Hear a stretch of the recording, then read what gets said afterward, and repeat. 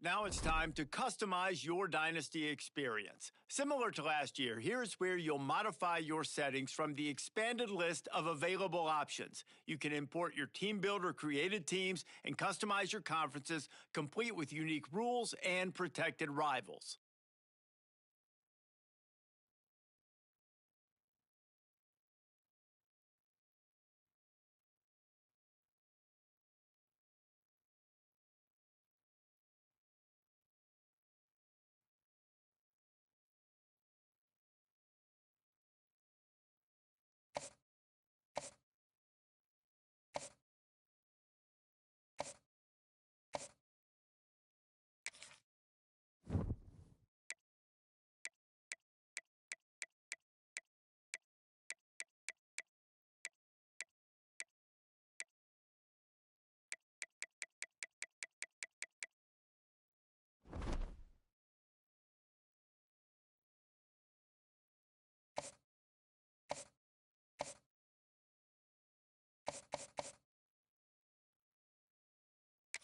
It's now time to select your team.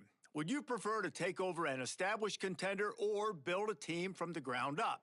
Pay attention to each team's prestige rating, represented by the number of stars next to each team's name. Teams with a higher prestige will be time to figure out where on the coaching staff you want to start. Whichever role you decide on, you'll receive new coaching opportunities throughout the season via the coaching carousel, and it's all based on how well your team performs.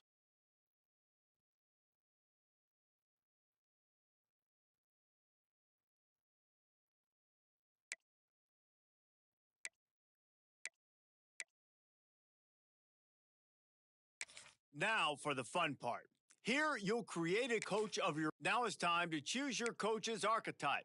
Your starting choices are motivator, recruiter, and tactician. What's most important to you? Maximizing player development, acquiring new talent, or putting your team in the best position to win?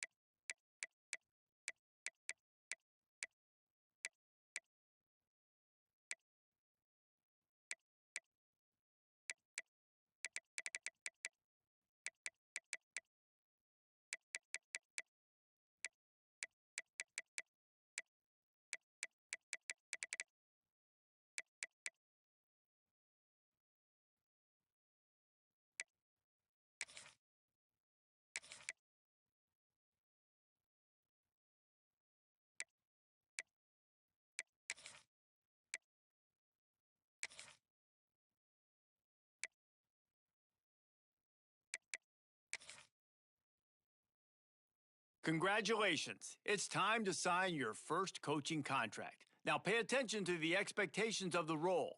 Failing to meet the university's expectations will land you on the hot seat and potentially looking for a new job when the coaching.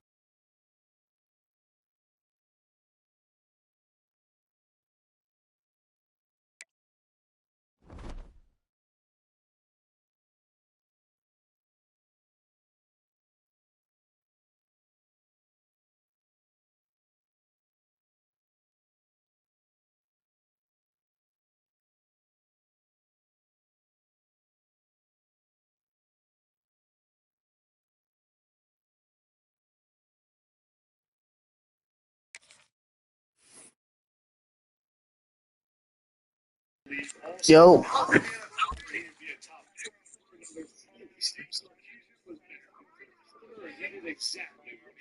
I'm already streaming NCAA.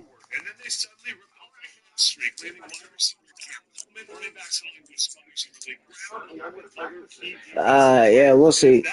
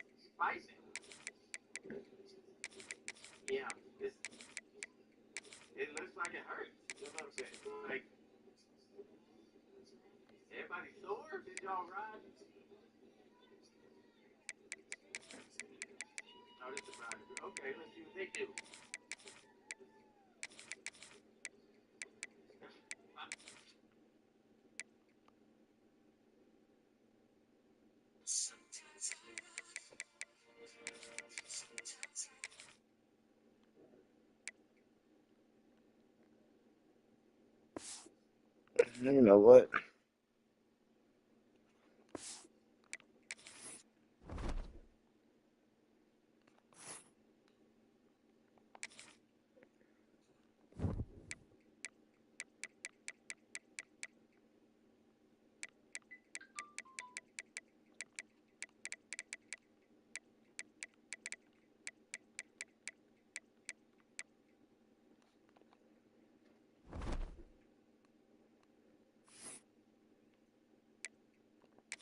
Let's see if I can do it like this.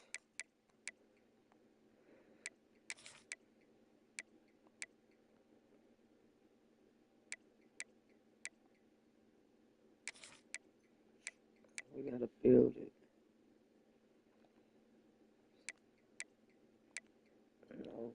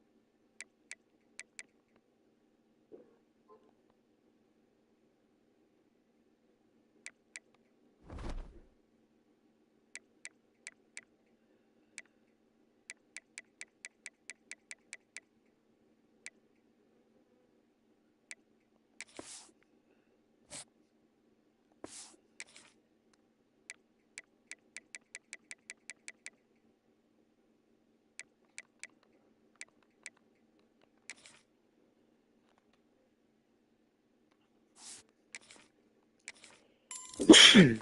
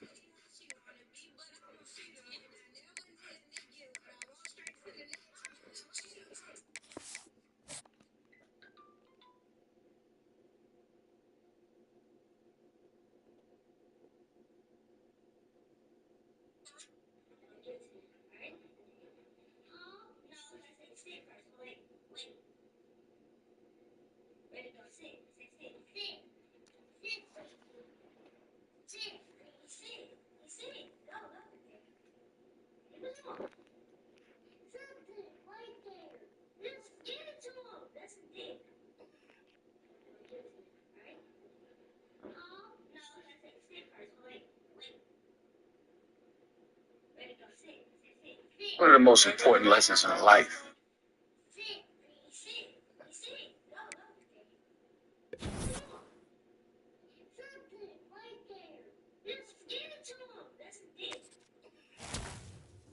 Thanks to TikTok, I got this portable Wi-Fi. This brand new. What's it called? You never said how much you really mean to me. I need you in my life. You're my necessity. Forgive me for everything that just makes my world complete. Your love is clear, the only thing that I'll ever see. All right, guys, welcome back to another episode of Annual Steve. I didn't know we were starting. I'm back. Had a little vacation time. Oh, we went 5-3. That's surprising. Again, stressing. That's if you're not reading, if you're not journaling, always stressing. If you're a boutique owner, business owner, any kind of business owner, then you know what I'm talking about. So, now we're going into Valentine's, which Valentine's I should have been planning since November, December. But I'm slow at this.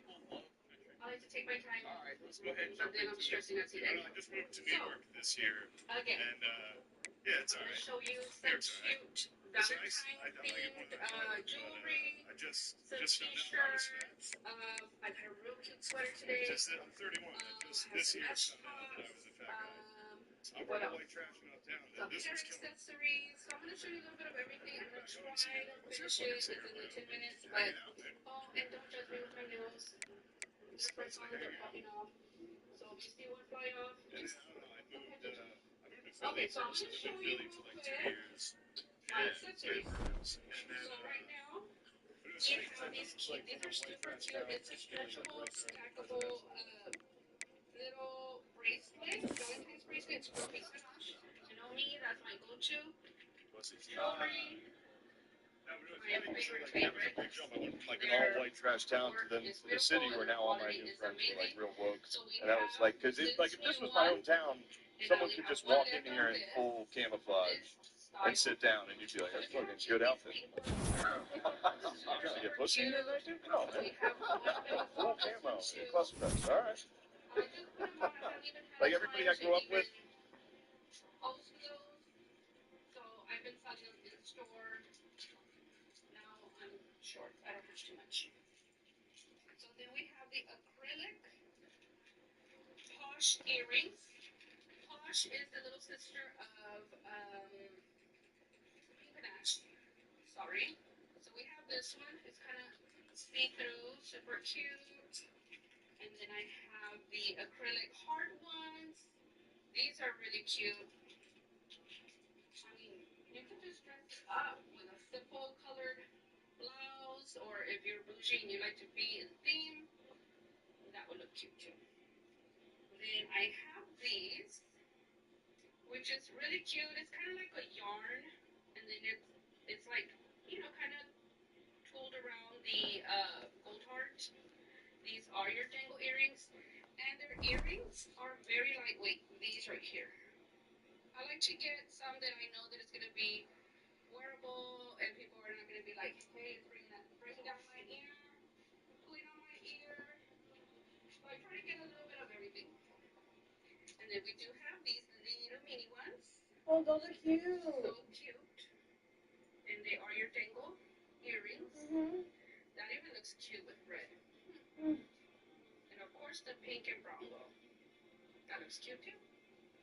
So really you can wear with any kind of solid color, which is it's a win-win. Maybe you take me on a date on Valentine's Day? Then I do have. If you do, I need to go buy some clothes at the store over here. She got some cute little dangle earrings. They look so cute. You said earrings, not clothes. Well, I haven't gotten to the clothes yet. Just so for right now, earrings. She hasn't gone to the clothes yet. Of course, we need to have the red. So we have this one as well. So we have all these colors. And if you're wanting to know, these are $7.99. Super cute. Look at all these colors. Look at all that sparkle. Cute, cute, cute. So we have quite a bit of available. Let's see.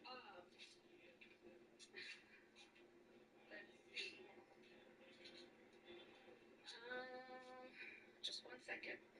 Okay, I'm back. I thought somebody was coming in. I don't like to have the customers on the video.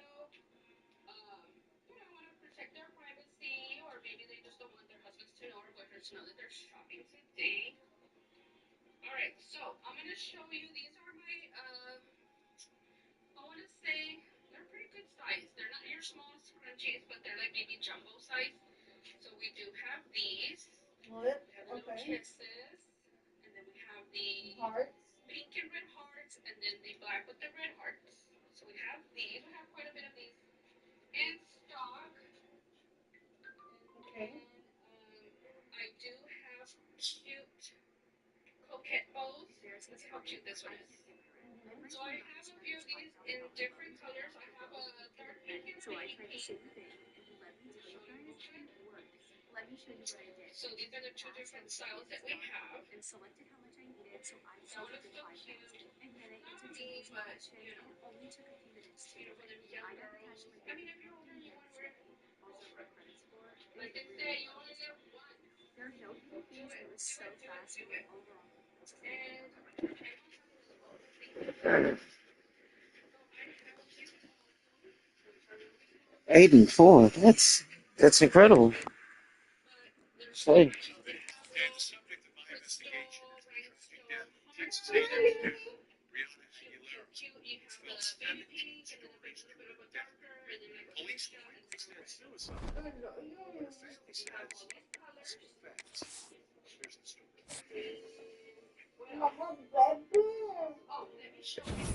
After Texas A&M sophomore Breonna Aguilera plunged into a story from an Austin apartment balcony, her family is challenging the police conclusion that she died by suicide. Breonna, just 19, was visiting Austin for the Texas A&M University of Texas rivalry game when she fell from a balcony at the 21 Rio apartment complex in the early morning hours of November 28th. Austin police say digital evidence supports suicide, citing her phone and text messages sent to friends expressing suicide. But at his Houston press conference, the family's attorney, Tony Busby, presented a neighbor who says she heard loud arguing involving multiple people inside the apartment. Moments before Breonna died, police maintain no evidence points to harm, but the family insists voices were extorted that Breonna's death deserves deep That's cute. That's sweet. Okay, that's cute. I'm lining up now, okay. We're gonna force this one in. With like a t-shirt on top because that's just too pretty to put a t-shirt on top. I would definitely St. Lost Marshall, Eastern Michigan. whether it be a leather vest, a Bowling Green in Buffalo. Maybe like a cute denim dress or something. That would be pretty cute. And then of course we do have our leopard. We send out all the designs. Leopard, I feel like it's never gonna go out of style. It always seems to make its comeback. The leopard, you can wear it with anything. Again, leather vest, denim vest. Police department has not reached out to her despite her willingness to help. Now, she said that night, November of 2025, her parents were visiting her at the complex, and they could all, mom, dad, and her, could all hear just about everything going on in that apartment, including arguing. Take a listen. To this day, the Austin Police Department has not issued or requested a statement. The only thing I have received from the Austin Police Department is a generic email sent to all residents of the 21 Real apartment complex. At approximately 11 p.m., I began hearing people entering Natalie's apartment. Loud music began playing like a party started. I noticed it occurred at 11 p.m. because I was FaceTiming my boyfriend and he had made a comment saying, "Oh my gosh, it's so loud, I can hear a party from next door." After speaking with my boyfriend, I visited with my mom and took my dog Bear outside to use the restroom, but she did Yeah, not see that she I was think it'd be best. This was around midnight at the time. Bear did not want to cooperate, so I brought her back inside and asked my mom if she could take Bear outside. And it's kind of weird that my dog didn't want to go outside because around this time it wasn't really noisy. There wasn't a lot of people going in and out of our apartment. I think they were still at the tailgates or after. This is the time that people were kind of just partying in their own apartments. I know this. I know the time was 12:15 a.m. because that's when I saw my mom returned with my dog Bear. And I also checked my phone when my mom entered the room. I tried to fall back to sleep in my room. My parents were trying to fall asleep in the living room in my apartment on an air mattress. At around 12:30 a.m., I woke up to people yelling at each other. It sounded like they were arguing.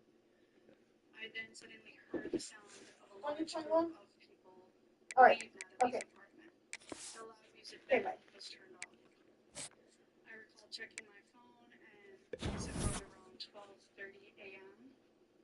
I tried to go back to sleep. A few minutes later, I began hearing a girl arguing with other people.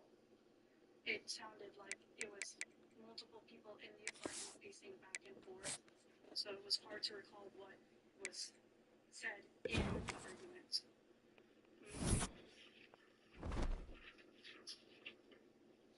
I heard pacing back and forth throughout the apartment, like the argument was coming closer to the door and heading to the backside of the apartment. My mother commented to me, "Oh my gosh, they keep arguing. I think I'm about to go over there and say something because it's really loud." And Bear, my dog, began barking. Oh, Jesus Christ. "You trained to let us know when a burglar comes or when You know, all the people trying to leave. a lot of noise." And one thing my dog hates is arguing.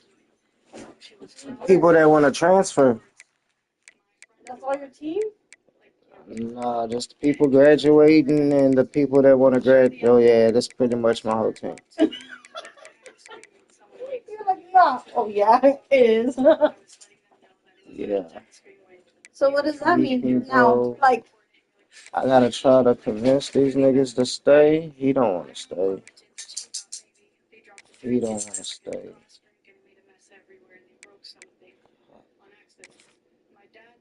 Nope. I'm not trying to keep these 60 motherfuckers. Come on. Nobody. That's for you at 68. Nope. that means you guys getting your team members or what? Yeah.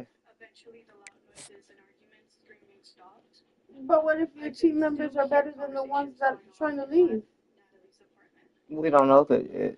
Oh, we don't know yet? No. Oh. So the ones graduating are still there?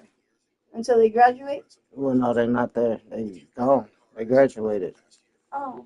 So the bad thing is I had 1, 2, 9 people leaving. Let's see how many people I got coming. Here's what most people do. They either accept whatever small check insurance tells them, Only one? prepare for a long, expensive legal battle. Both options leave you frustrated and are discovered.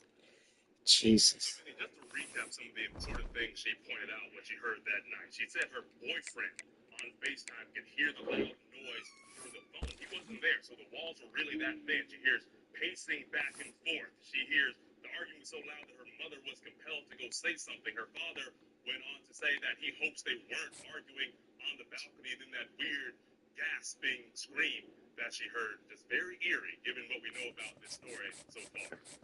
Yeah, this is new information. It's absolutely new information. Thanks so much, Cody. You can stick around the whole hour. That brings us to the first question in our investigation tonight. And it's about what we just I heard. need a toner. What does this witness account reveal about that night? Joining me, the Chief Public Defender for Oakland County, Michigan. She represented the Oxford High School shooter. Paulette Lofton is with us. And former prosecutor and SLED agent Tommy Pope. Great to have you both here. All right, Paulette, I'll begin with you. From what we just heard from that neighbor, what does it reveal to you? Well, to me, it reveals that there was a rush to judgment. How can there be a complete investigation without the police speaking to this witness? This witness doesn't have any affiliation with these people, no reason to lie, and she is able to recount to minutes what was happening. We also have her mother and her father, and now we've learned that she was even talking to her boyfriend on video call, and he could hear this noise. Those are all witness statements that need to be taken and need to be examined to see if they line up with all of the statements that were given by the people who were actually in that apartment. I think this is going to be very damaging to the investigation that was done. Because I think people are going to start to question, do you not want to know the truth? Like, all everyone wants is a thorough investigation. Why have these people not been interviewed? Tommy Pope, your thoughts about what this neighbor revealed? I think it many brings more questions than answers, but I agree with Paulette as far as my biggest fear. I'm a law enforcement guy, but once they make a decision, even with my small town departments, sometimes worse with my small town departments, once they decide it, you couldn't take them off of it no matter what. And there's no pride in making a mistake. The difficulty is when you stick with it with other evidence services. So I agree again with Paulette that the answer is there's a lot more investigation and it needs to be done. And later you're going to talk about, why law enforcement doesn't want to talk to the victim. There's something odd going on. It could be as simple as law enforcement's egos or hopefully nothing worse than that. Yeah, my concern is they have a college town where the university basically is the big deal in town, and you just don't want bad things happening. And the quick result, let's move on. That's it. That's my fear. I'm not saying that's what happened. Okay, Paulette, let's talk about some of the things that she said that they heard. And we know that she goes over the balcony. How that happened is what's in question. But just before that, there are arguments with multiple voices and people moving around. Like, that doesn't make sense. And the people are arguing and moving around, someone on the other side of the balcony, yet no one from inside called 911 or knew allegedly what had happened. And I think the most damaging part is she describes like a gasping situation or like people are in a panic. Like she said, it almost sounds like they dropped an heirloom or they dropped a full glass and now there's a huge mess. So was that when this poor girl went over the balcony? 13. A party is going to be loud. There's a number of people 14. in an apartment. The walls are always paper thin. 15. So is that normal to hear loud noises if there's a large amount of people? Sure. Oh, But shit. here, I they're moved. describing it as arguments, pacing, arguments, and then that situation where she thought something had dropped or spilled, and then all of a sudden everything ends and everyone leaves. So usually a party dissipates slowly. Something seems like 15 players. that caused everyone to then Yeah. exit as quick as possible. What up? I feel like we're just not getting the whole story. Probably this one. Over here. Trying to understand Use that shirt right there. if you have a neighbor in an apartment like this. Yeah, use the white one under your foot. They built for the college kids in all these college towns. Like, Rena, that was you're you. not putting extra insulation in between the walls. Rena, that was nasty. You know, making money. It's nice for the kids and all, but it's not fancy. It's not Oh, high, you know, density no, type of nasty, construction. nasty. You hear things. Mm. I don't understand how Where did you have that? something happening in the apartment, No, someone dies, no, but you're gonna make nobody me knew stupid. what happened to the person who died. Oh. That's the part I'm having a hard time connecting. Yo. That's what's up. Argument of what's, causing the trouble. If there was, like I said, they didn't say Oh necessarily. my God, those receivers, bro. Whatever was happening, whatever argument was going on, Look, and then you have that. nigga, why is you? I can't change. You can't be something different. Or discussion about what we're going to do. And, some people leave the scene. I would hope law enforcement is Frick it, let's try it. Oh, I can't move him. God dang it. I was trying to move this guy to a quarterback.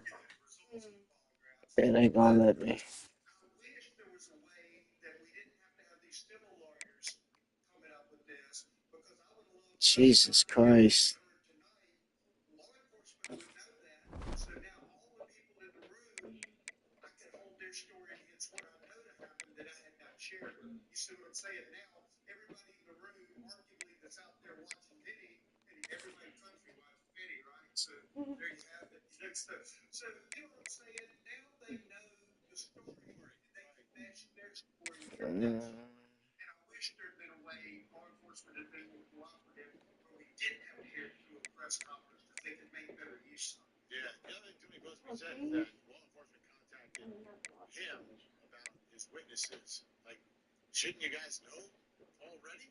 Like, a 19-year-old was found dead. Okay, guests are sticking around. Coming up next, why would police tell the three girls in that apartment not to speak to Brianna's mother? Eddie's up for charger mouth. It got like 16%. It's not that bad.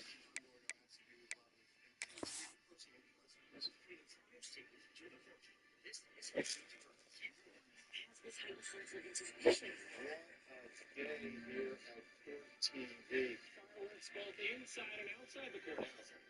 Let the cameras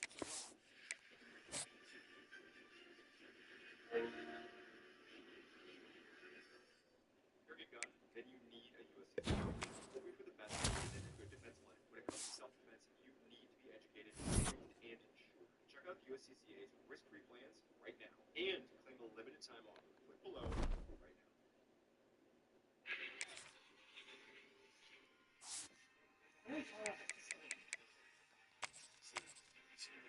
Okay, Thomas. Okay. Now Texas is an open door. Literally. The new TurboTax stores. Meet our experts in person. Your tax is free. So you can walk out with confidence. Now this is Texas. Infinite TurboTax.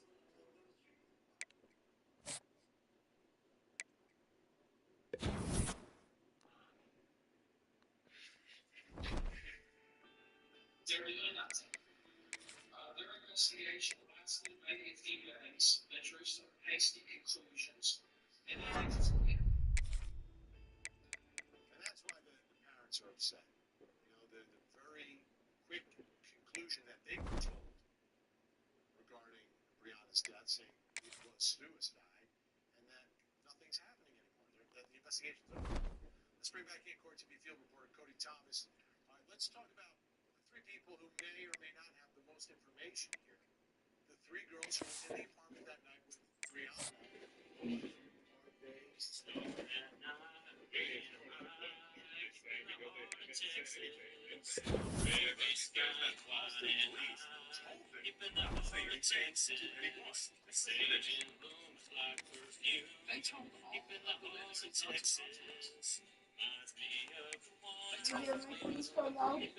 No, you good.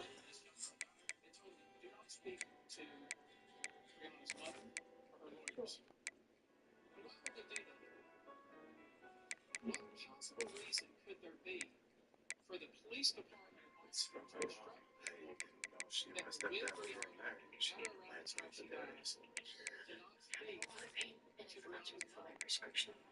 Benny, you imagine these three girls have the answer to that question. I mean, there's a lot of discrepancy about what happened to the apartment. We had initially heard that the three girls were asleep. Now that seems to be this diminishing story here, but overall, Busby said her young family just wants the truth. They want answers, whatever those answers might be. Absolutely. And Tony Busby's question is really expressing an investigation.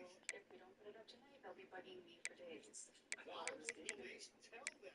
She not to speak to Brianna Aguilera's mother. The mother of the girl who's dead. What's the harm? The three girls that are with her saying nothing. It's over for you. Yeah.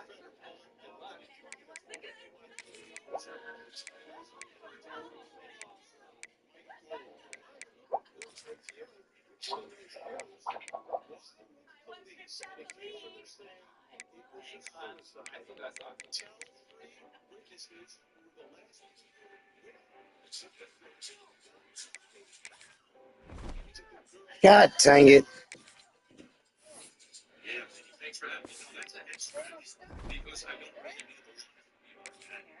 And if there was, the PIO, the public information officer, should have been ahead of this order, right? They're leaving so much room for all of us to just speculate and be confounded and confounded by the investigation. If what the attorney said, Busby said, that they didn't do a canvass of the apartment surrounding that balcony and below the balcony, that's unheard of. So for not to send a cop to knock on doors and do a crime scene and ask you to hear anything, so that's highly unusual. But I can't for the life of me, if those allegations are true, which they seem to be. The witness, Dana, seemed very credible and straightforward. So something is very odd about this case, and the police are not revealing things that they shouldn't be revealing. Now, Paulette, Tony Busby's filed a civil lawsuit to kind of get things going and giving him the power to subpoena and speak to people. So these three young girls are going to have to speak. Once they get a subpoena, they're going to be deposed. Absolutely. I wouldn't consider there'd be a Fifth Amendment issue. But you're right. I think a civil lawsuit is what he had to do to get the information that he needed. There's a very good process of discovery when you file a civil lawsuit. And it seems like, the poor mother here is not getting the answers that she deserves and that she needs to try to close this situation, give her some closure. So I think the civil lawsuit was absolutely the right call here. And hopefully, these girls are going to be able to give their version of events and then they can compare it with the neighborhood. Let me ask you this, Mike. This Paulette just, raised an interesting issue. What if, I'm not saying they're going to, but what if one or more of these three girls, they're subpoenaed in some case, take their fifth? Will the police and investigators take notice of that? Or will they just push it off? Yeah, it's significant that they're asking witnesses not to speak. That doesn't make any sense. Two things can be true at the same time. Accident, suicide. The police folks mistaken evidence of suicide. They say they have text and no text. As far as it was a suicide, they should just release that to at least to the family members, to their parents, to give them closure. But right now, it just opens up the can of worms. We know there was a lot of alcohol intoxication. It could very well be an accident, could be a suicide, and maybe not a homicide.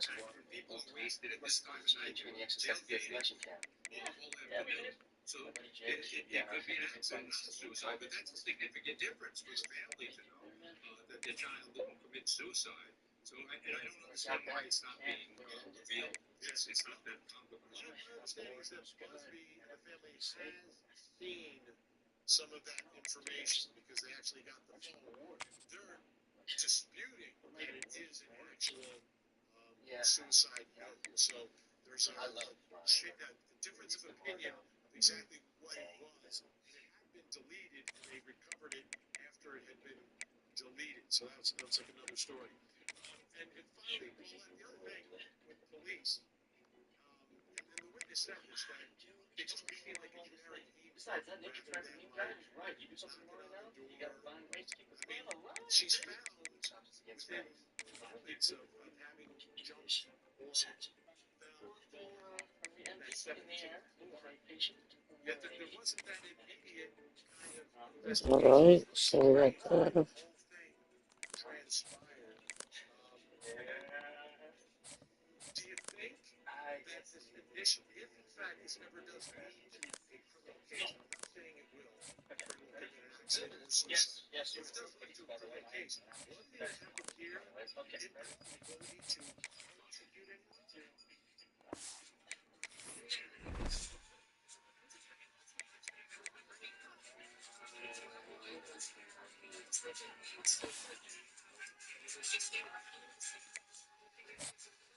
I mean, I see investigation on much less. The domestic violence situation. They're going to all the neighbors and investigate. What did you hear? What time did you hear it? What did you see?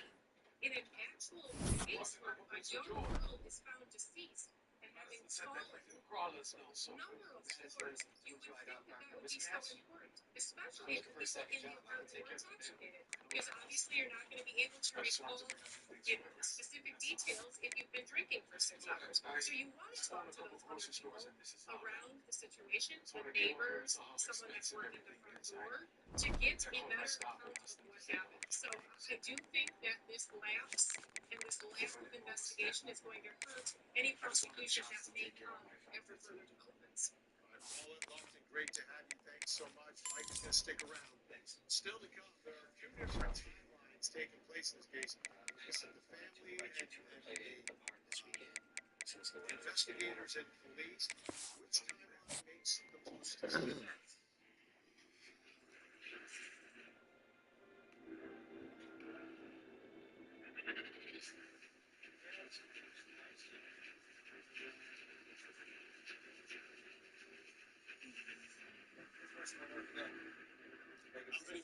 We continue our investigation of the tragic death of Breonna Aguilera, who died after falling 17 stories from a balcony.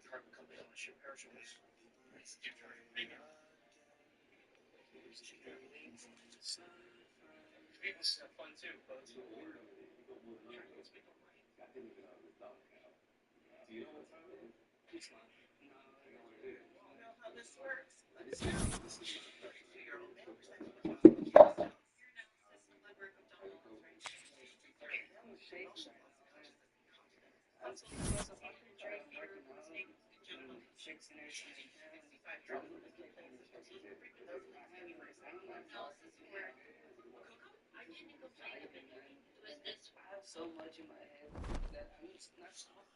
Where are we? I'm supposed to be at work right now, taking care of my sister and my mom and my stepdad in Mexico. 4 and 5. That's no bueno.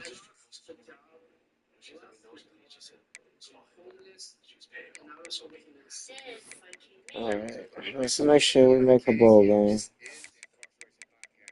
Today, we're doing a reaction video to Texas's toughest county jail. Apparently, that's what the video says. So we're gonna go ahead and check it out. And this is San Antonio. So let's go ahead and get to it. She can't get up. I told her, come here, post it to me. She won't go because your thing's right there.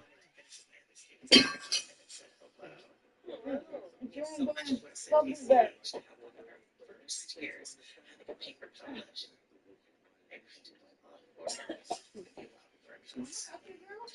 Reggie Yates. Y'all been there?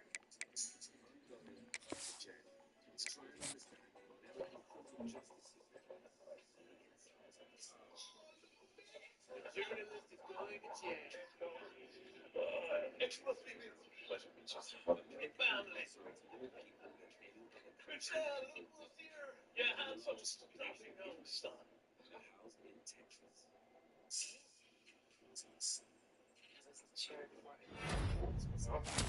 Congratulations.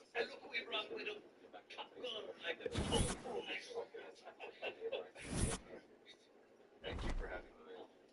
I'm experiencing this, even though he is under these conditions. I know I've not done anything wrong. I'm not getting hurt. Excuse me. Just It's a shame. I don't know. I know you might have wanted to say it. I think it's the words. Bro, y'all already know, y'all. That's the worst feeling in the world. In the back of the cop car, going to jail, especially when you committed some serious crime. Those Biggest jails in the state.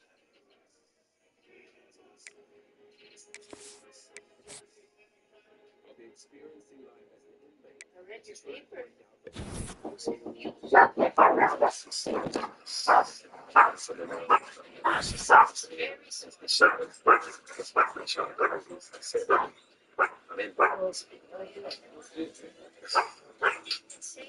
years family to take it forward and be in contact.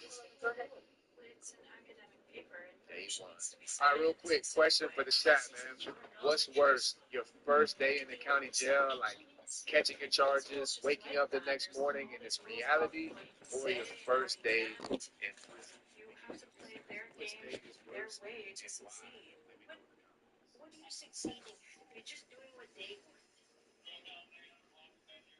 You're over.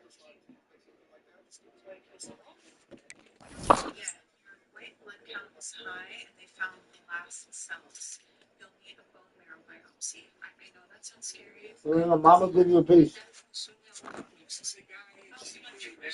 Put him on the door, man. Put him on the yard. It's a ventilation issue. Hospital doesn't move. Then they gonna put him in general population, y'all. What's gonna happen? Much when I Every day, around 100 people enter this jail, and 100 people leave. Means that With a total population reaching nearly 4,000 inmates. not interested in the things. So that's the reason for the nation For your safety. Our aim for it is to get as much people in jail to age. Well, they short sentence possible. So that they can version of better life just under a year. I just want to get out and do something more stable. Well, you run it up. Everything shows up.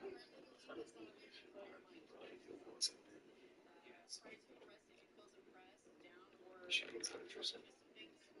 He said, great nurse. You think we know problem? I should bring you some something. Have you been in a tree? Yeah. Chris, I got you one of those snuggle coupons or something. If y'all know, whenever you go through intake, you better say that you never Anything she does, you never had, it's you like never after do it. various Because times. if you My do, mom met her and you go because to after even she get came back to to life. county time, or you go to Except for DOC, me. they are going to put you in some type of drug treatment program. She's They not make stressed it about all that. the No matter what I do, she You gotta likes do, it. you get out on probation. You say yeah, it comes with classes.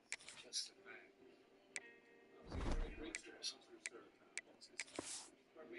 Change. She doesn't forgive. Yo, Orange, chill out.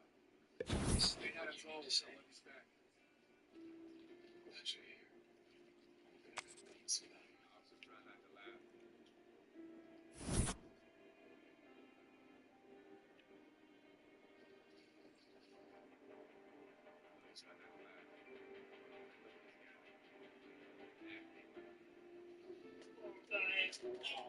Oh, yeah. No, definitely not. And they gonna put them in general population now? Climated out of those tiny cockpits. Yes. Prison, there are such that have been through the system quite a few times. Even down to the younger listeners. Same thing with the draw. Me right now, it's tough for me. Trick is you wear the drawers inside out. You don't want the stains facing in. No, you know. There were 75 units in this job, some of which provided signals of inmates' physical and mental health. Okay, that's all right. Talk about it before we talk to people. I'm relieved to be taken to the unit now. Put them in the max pod, man. Says 2-2. It's actually going in the pod, though, y'all. Yo, what up?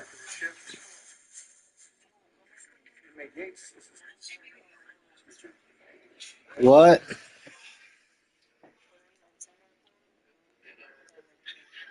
Have a what? Your mic keep breaking in and out, but again. They give them a tour of the scene. That did not happen. They do not explain to you. It sounds like anything worse.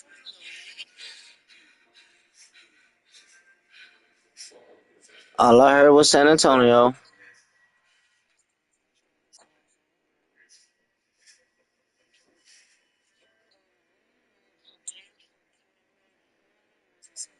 Oh, I'm down with that. I actually do. I actually do. I mean, I have a choice. She can't force me, but no, you can't.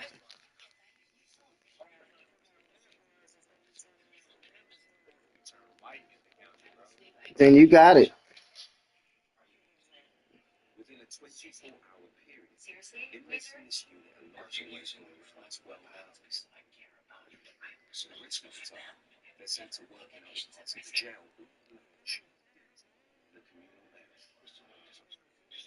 They come out or what?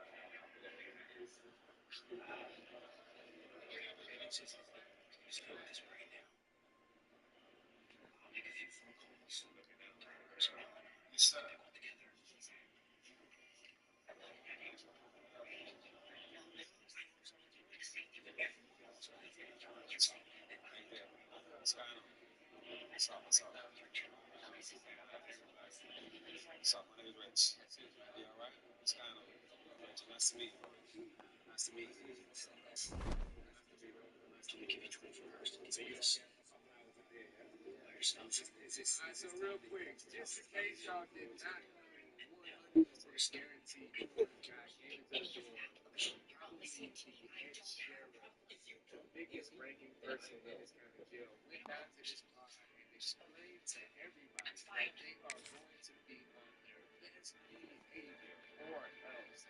Explain to everybody they're going to be a jerk. I'll have another. Make it a double. Yeah, she told me. Would you rather not resort to a virtual resort? This is much better in real life. It matters where you stay. Book your spring break travel now. Hilton for the stay. Here. Keiko booked the package in no time, so she could sleep the whole time.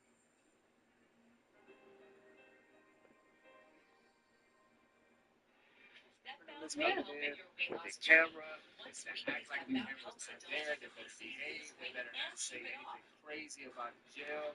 100% guaranteed. Just in case you guys didn't realize that. Not scripted in the sense to where these guys like have a prepared script of what to say.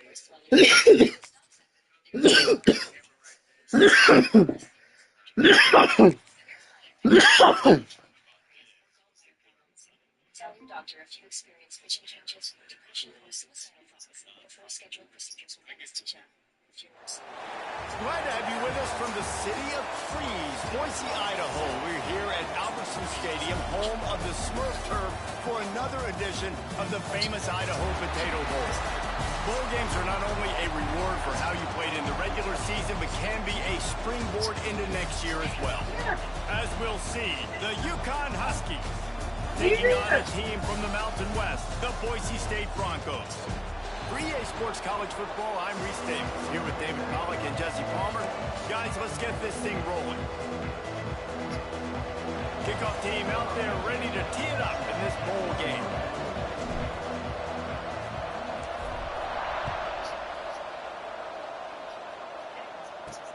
Here he comes from inside his own 5. He was looking for some running room, but not much to be found as he stopped at the 18. So Boise State's offense will have the football first. Guys, it's been a long season. These two squads have had their fair share of battles, but today, David, they have a chance to end the season with a W. And it's a little bit old school, right? With the bowl system, not as much to play for, but you get to put that uniform on again. And it should mean something. You had the bowl prep. You got to have some fun in a different city, Jesse. Now you get to go out and attack this game. And it's another opportunity just to finish the season, right? To go out with a win. Both of these teams have taken this bowl game seriously. They've prepared. They feel like they're both ready to go. Winning this game is important to build momentum for next year, and also you want to send the seniors out with a W. Found a bunch of room and got it to the 44-yard line. They used the chunk play to cross midfield, and they've got it 1st and 10 just outside the 40. No, sir. Into the open. An explosive play in the running game as he's got the 1st down. First down, you know you always want to establish the running game. How about this offense? Nothing fancy. Run the football, be physical, get a big game. And the Broncos will have it 1st and 10. Looking to throw on 1st down. He's got his man, makes the grab. And he's brought down after a nice gain. Just inside the red zone, 1st and 10 from the 19. No. Wide receiver going in motion. They're looking to pass from the red zone. Can't hang on, and he'll tell you he really should have made that catch, and he had an opportunity right in the middle. It'll be 2nd down. Not many receivers like to get hit. They just don't, okay? They're prima donnas. That's what they are. That's who they are. Nice job by the defender. You could tell he was catching the football. He was going to... Because the case is still playing out. You know what I mean? But definitely one thing you don't do is talk about your case. Because you got people in the county jail or trying to, work with the state. Even the state people they're trying to get somebody, to see if they can, get some information out of them. And then that guy said you didn't talk about your case, and then that you did it. All of a sudden now he's on your paperwork. He's making a statement while he's trying to get time out of his sentence. And he became evidence against you in your case. So,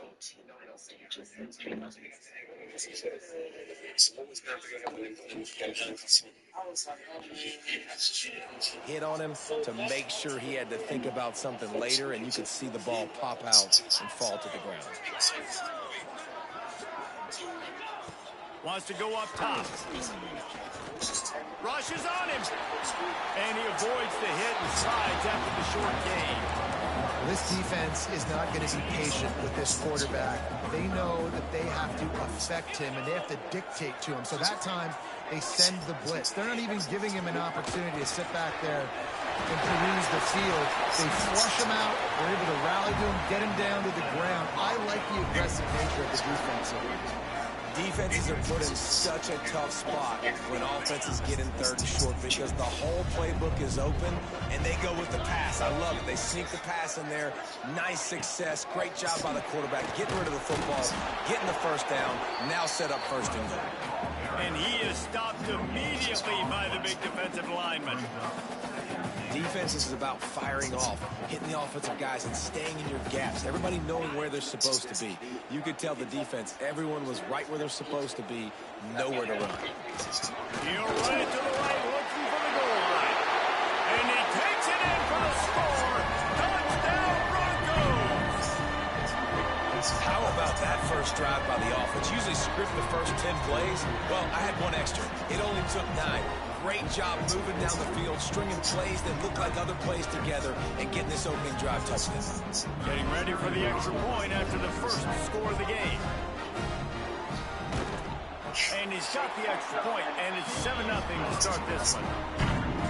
So a drive there of 82 yards.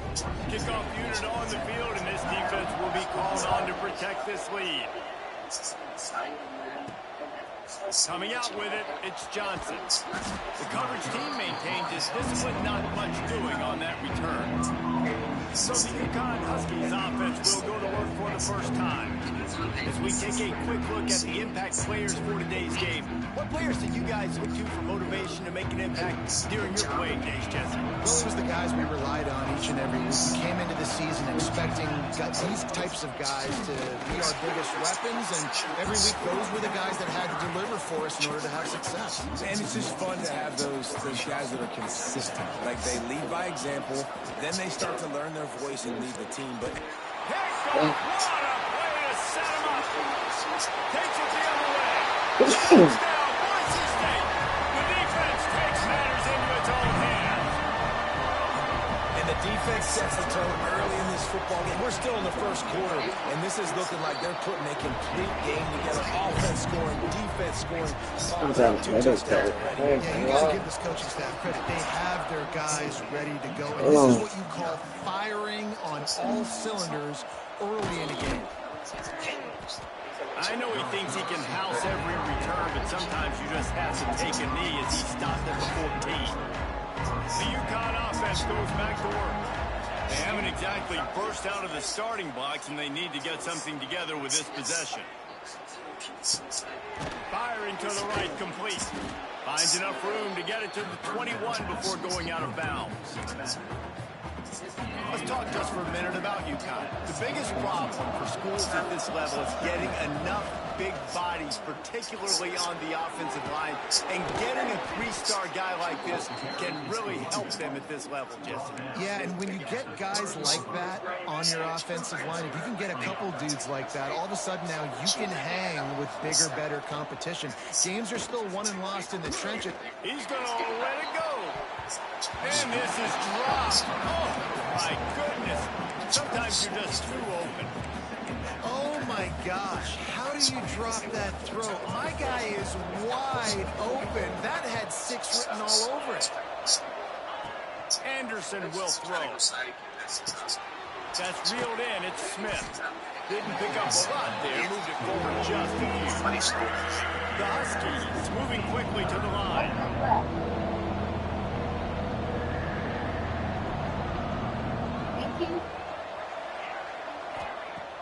Off the play fake.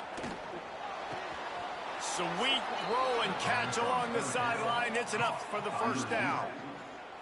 This UConn offense really has it going. That's really got to make this offensive coordinator feel good calling plays. You get a completion on 3rd down early in the game, and he should be having a lot of confidence now moving forward in this game calling plays.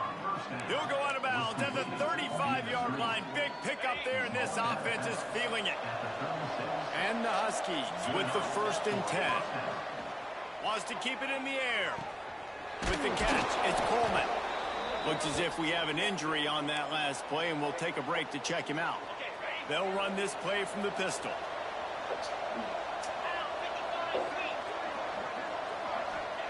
Second down, they'll go to the air. Look out, he's got room. There he goes. Makes the grab, and it's enough for the first down before he's dragged to the ground. Nice job by the running back, catching the football and understanding where the first down marker was. I got to go get that first down. Did a nice job of it. The ball is down at the 14 after that grab.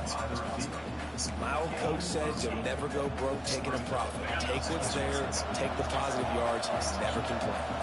Operating in the red zone here on 2nd down. And the defense holds firm. No pickup at all on that play. Man down on the play as the officials take a break to let him be checked out. The blue turf rumbling on this 3rd down attempt as the Bronco fans exhort the D. They make the tackle, but they'll move the chains, and it's a first down for UConn. Yeah, a nice job dialing up that short yardage situation play call there, David. They needed 1 yard, and they picked up 2. Yeah, great job up front. Great job by the back knowing where they need to go. Nice having a hole you can get through and not have to just do it all on your own as a running back. Anderson wants to throw. Hit hard just as he released it on first down and just couldn't get it to the receiver.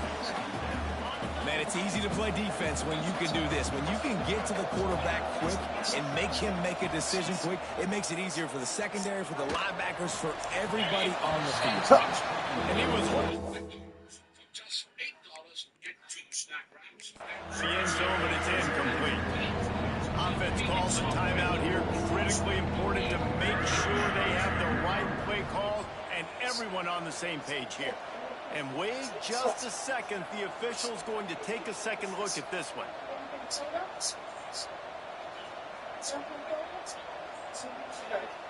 That's fine. No. And they take another look at the play, but the officials on the field were right, and the play will stand. They were really starting to put a drive together. And after a couple of incompletions, now they need a big play on 3rd and 10. From the gun, wants to pass. Using his legs to buy some time. That pass is well off target. He got hit as he was trying to throw, and they can't convert on 3rd down. This pass rush is real, man. They force the quarterback, they flush him out to the left, and he's trying to scramble around, find an open guy. They still are able to get a hit on him, and that forces the incompletion. He wants it all. Makes the catch. Will not get there. A 4th down stop. Jeez. Bring up. Their own end zone nipping at their heels as they start this drive from their own 2. Using his legs, it's Riley. Fighting to get it out of the end zone, and I don't think he made it. He did not. It's a safety. No way. You could tell the defense smelled it. They knew exactly where they were on the field, put the pressure on him, got him down in the end zone. Safety, baby.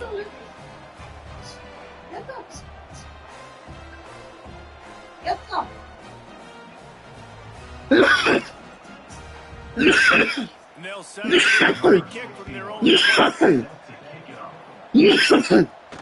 Out of the crowd, and now he's got room. The returner brings it out to the 34, and the UConn offense will take over.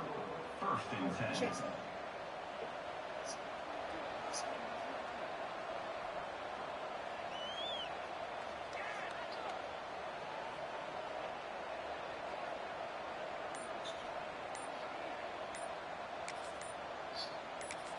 Timeout called by the offense, and now they just have 1 remaining in the half. This should be the last play of the quarter.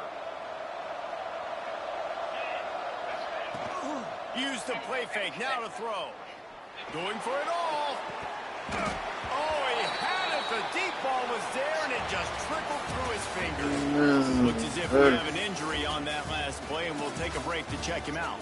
That's the end of the quarter, and Boise State has the lead. They largely dominated this first quarter as indicated by the stats.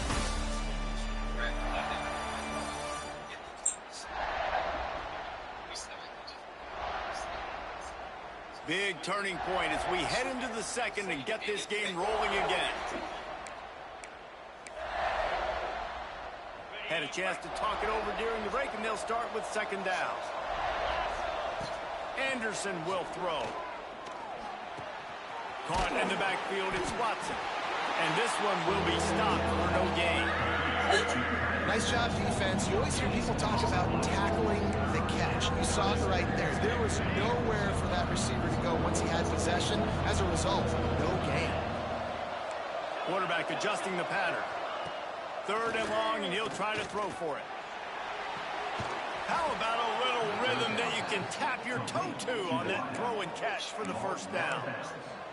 This dude is just exceptional in every facet. So fluid, such a great route runner, and a big play there. And money down, 3rd down, find him.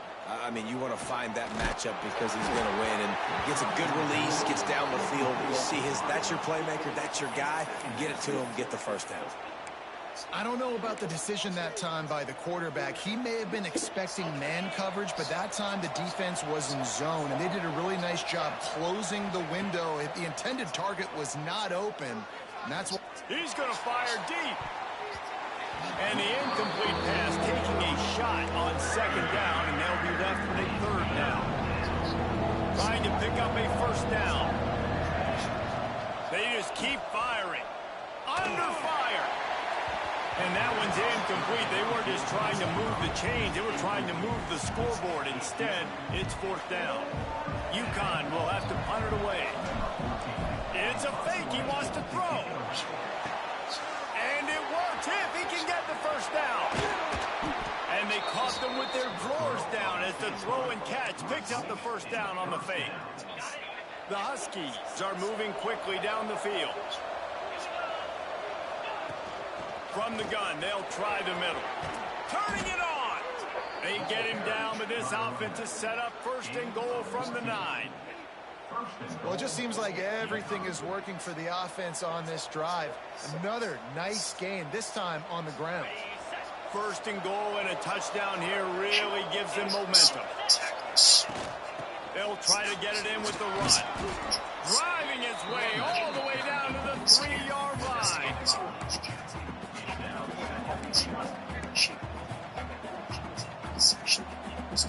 They got it down to the 3. Now it's second and goal.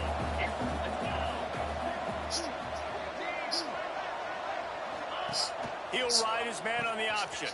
He'll toss it. And he'll be stopped for no gain. Still sitting at the 3-yard line. And with the stuff there, Jesse, on second down, this little third to mid-range, you got 2 downs. What are you thinking? Maybe getting your quarterback out on the perimeter and giving him a run-pass option. See if you can get the defense in a bind. And this defense, they were ready for that third down. That you could tell they smelt the option coming. Did a great job.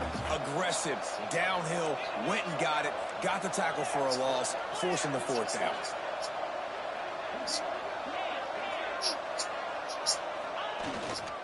They'll try the run. Into the end zone he goes. Touchdown, Husky. I'll be honest, I was shocked that they lined up in a goal line formation there that far out on fourth down. I was thinking for sure this is going to be play action. I think the defense was thinking that too, and lo and behold, they turn around, they hand it off, and they scored a touchdown. And they tacked on the extra point. Man down on the play as the officials take a break to let him be checked out.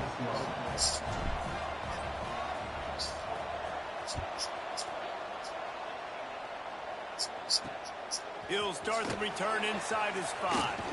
Couldn't find a way to create that broken field as he stopped at the 25. Boise State ready to send out that offense. And the last time they had the ball, they wound up giving up a safety, Jesse. Yeah, that was ungood the last time they had the ball. So they got to do something here offensively to get into a rhythm, running and throwing the football. Try to find that consistency. And try to find something positive with this offense. Forget about the safety. Those don't happen very often. Try to get some first downs together. Get some good mojo going. Fires to the wideout. All kinds of room to throw that one in there. Slips one guy, now he's loose. Touchdown, Broncos! And once he found open space, the fans might as well start playing. Quarterback's abilities to read the field is huge. And also the anticipation, the timing. To be able to throw the football, Jesse, and hit a guy in stride so he can get run after the catch and get in the end zone, that was a nice job by the quarterback. Yeah, it's critical, David. Listen, a lot of times, touchdown passes aren't thrown into the end zone. You've got to read the coverage, hit the open guy, and let him do the rest. And the extra point will tack another one onto this lead.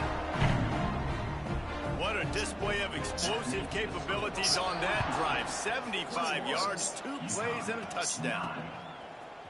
Fielded in the end zone. It's Coleman.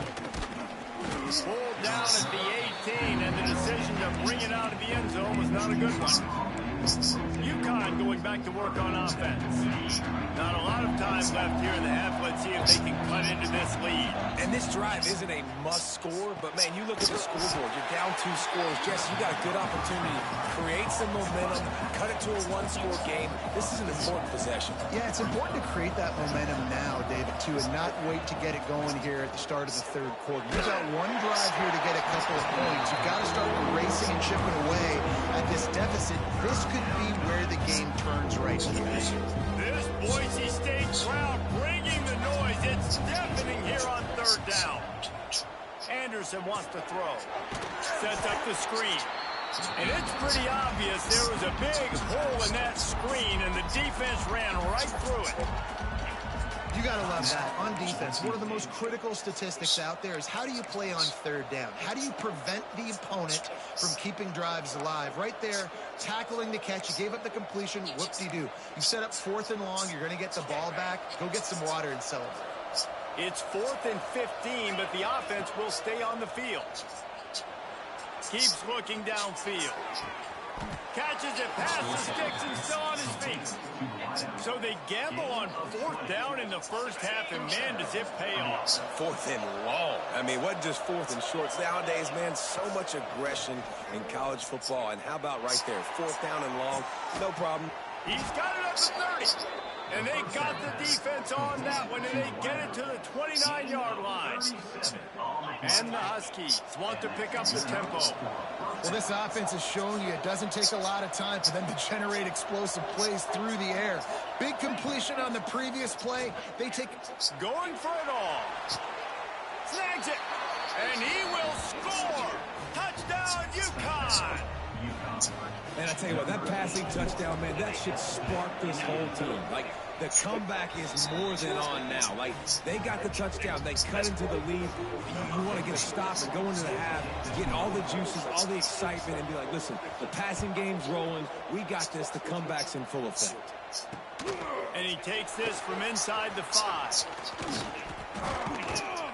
Not a lot of space to be found. Good hustle by the coverage team, and they stop him at the 21. Boise State has it back, ready to go to work on offense. They'd love to put a long drive together here as they start from their own 21. Give to the back. Oh, he's got some space. He stopped at the 32. It'll be a first down in the waning seconds of the half. So they move the sticks on the run. Let's see what they do with this one. Wants to go up top on first down. Just too much heat that time, and they knock him down at the 31. Finally, a defense. Looks like they're able to break serve here. These offenses have been up and down the field now, these last 2 drives apiece, scoring points. But the sack right there finally puts an end to that, we think. It's setting up 4th down, and that might be a major play so far in this game to give them a lot of momentum moving forward. Finally stopped at the 46 after a 15-yard gain. The Broncos come to the line with a fresh set of downs. Quick timeout from the offense to save precious seconds. The offense setting up shop at the 46, 1st and 10.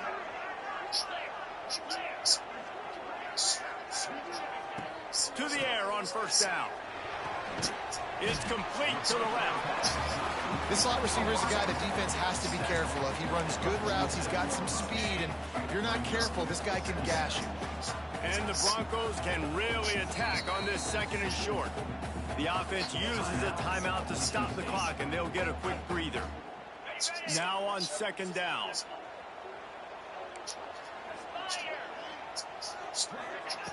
Back to throw, time running short in the half. That pressure got to him, and he just had to chuck it out of bounds. The Broncos are at the line looking to convert on 3rd and short. They'll throw on 3rd and short. Oh, they're after him. Oh, and he took a shot as he threw that one away. And this offense stays aggressive and they pass the football. I think you can always look back and say, 3rd and short, I'd love for you to run it, be the more physical team. But nice job sticking up and bowing their necks for this defense. Probably hope for a little bit. Prosecutors say that since Archer's arrest, additional alleged victims have already come forward. The number of people accusing him could increase goes beyond those already named in charging documents. Now, because of that, the state asked the judge to set bail at $1 million. They argue that Archer posed both a flight risk and a danger if he were to be released, and that is given just the disturbed nature of these allegations. That one, it'll go out of bounds right at the 30-yard line.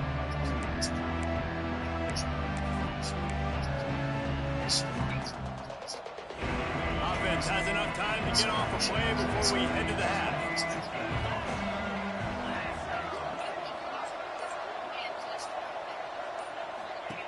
Anderson will throw.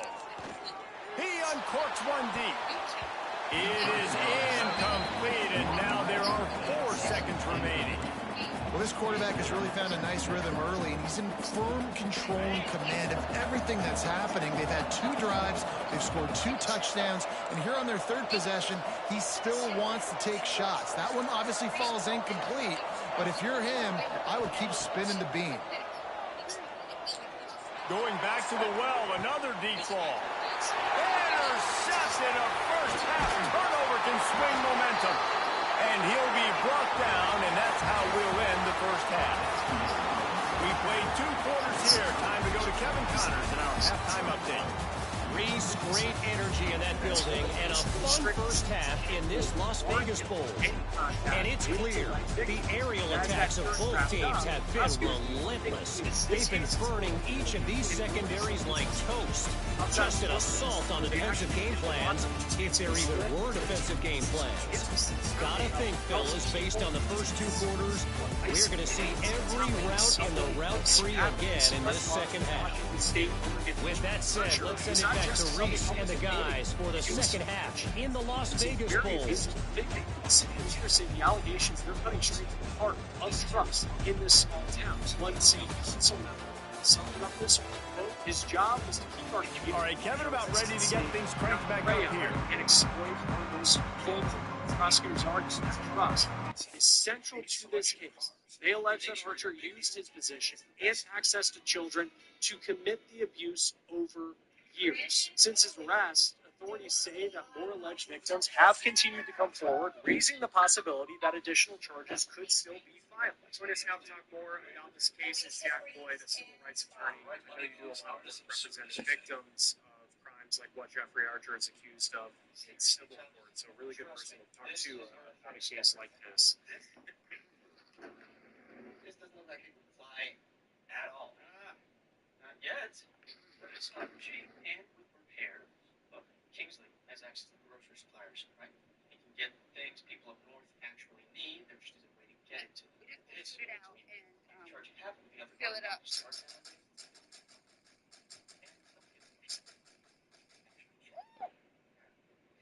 And if I could buy this, I would need money for repairs. Oh, start a business. All right. This is it. Definitely somewhere on earth. Told him about this. Look, I know you weren't comfortable taking my money last night, but what did you consider an investment? And not just for you, but for me as well. See, I always like the idea of helping out the communities like the one that Jolene came from. And also, I get to spend some time again. So what is everybody like getting rid of? It's not like you can return it. You know, you have to go sell it. Yeah, So, you yeah, that's usually your local gun store. So what are people getting rid of? So I have received a lot of phone calls, and I have received a lot of customers into the store with firearms that they're Welcome to PR Gone Defense, my people. Look, today we're here with a great program. We're here to talk about the 6 sour roads, the M400, but we will also talk about the 365 roads. So you come after me. But Crystal, I know the family means a lot to you, and this is an actual time. You really need to think about this. This is a huge opportunity. You just want to see your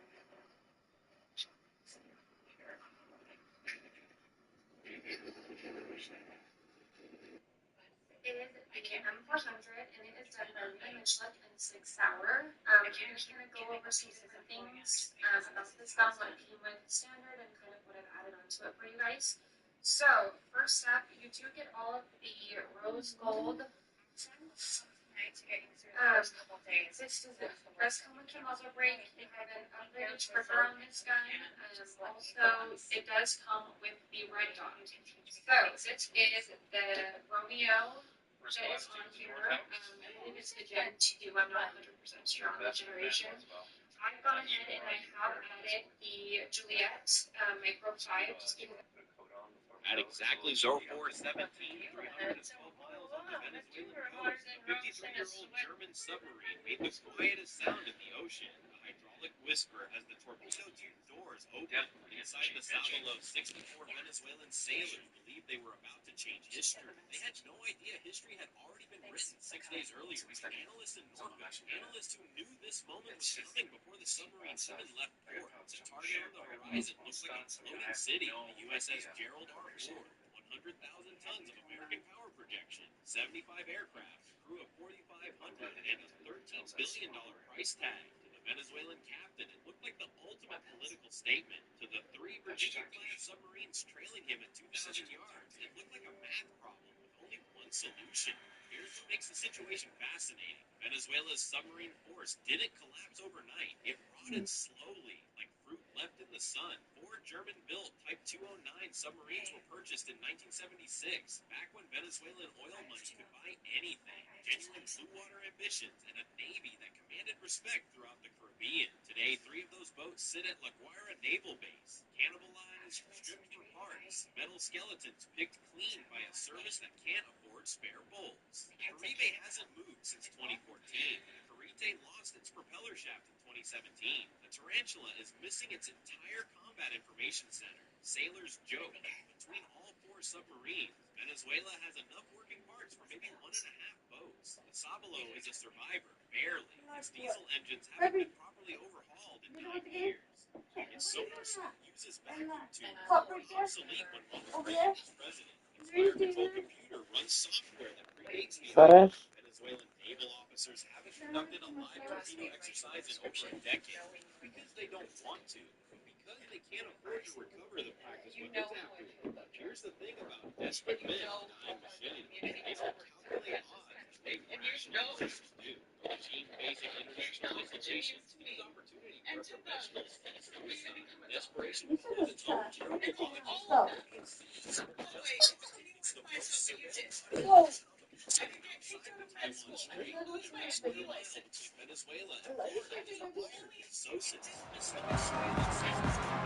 He'll put total leather and get this second half started.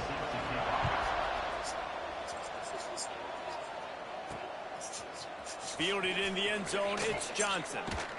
Nothing wrong with the touchback, and they wish they had one right now, but he stopped at the 9-yard line. The UConn offense goes back to work. They're trailing on the scoreboard right now, but they are very much in the mix to finish this season with a bowl win. Yeah, and I think you look at bowl games. And the quarterback is sacked. There are penalty flags down, but this might be doubly bad for the offense. I think the penalty might be on them. So the penalty will not be enforced. The defense declines and stands on the result of the play.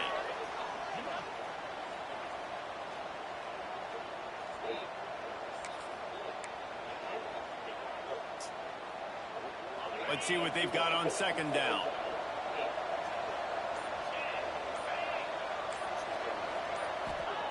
Anderson wants to throw.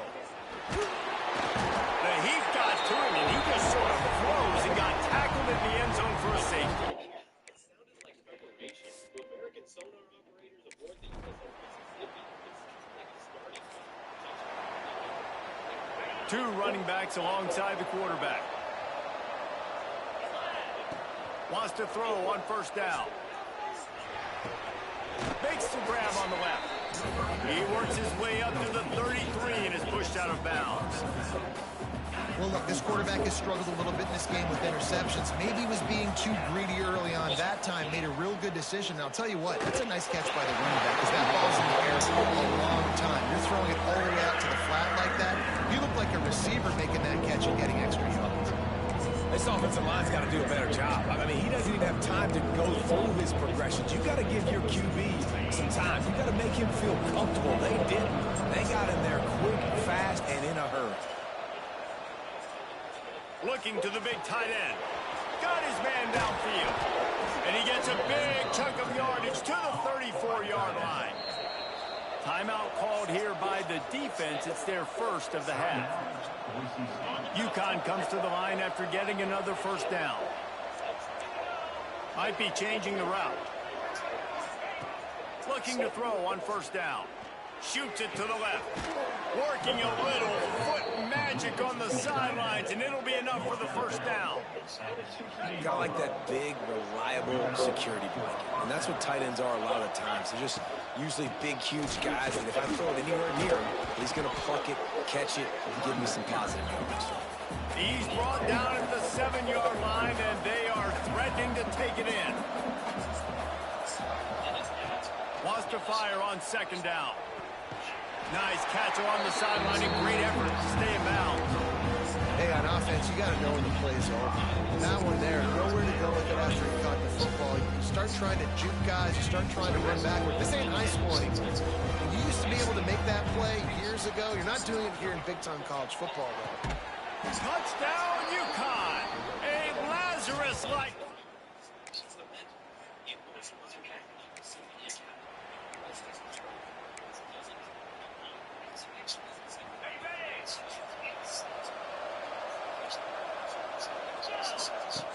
Anderson will throw. If the quarterback's a little more on target there, maybe they hook up, but it's an incompletion. Plenty of distance between them and the sticks here on second down. Back to pass.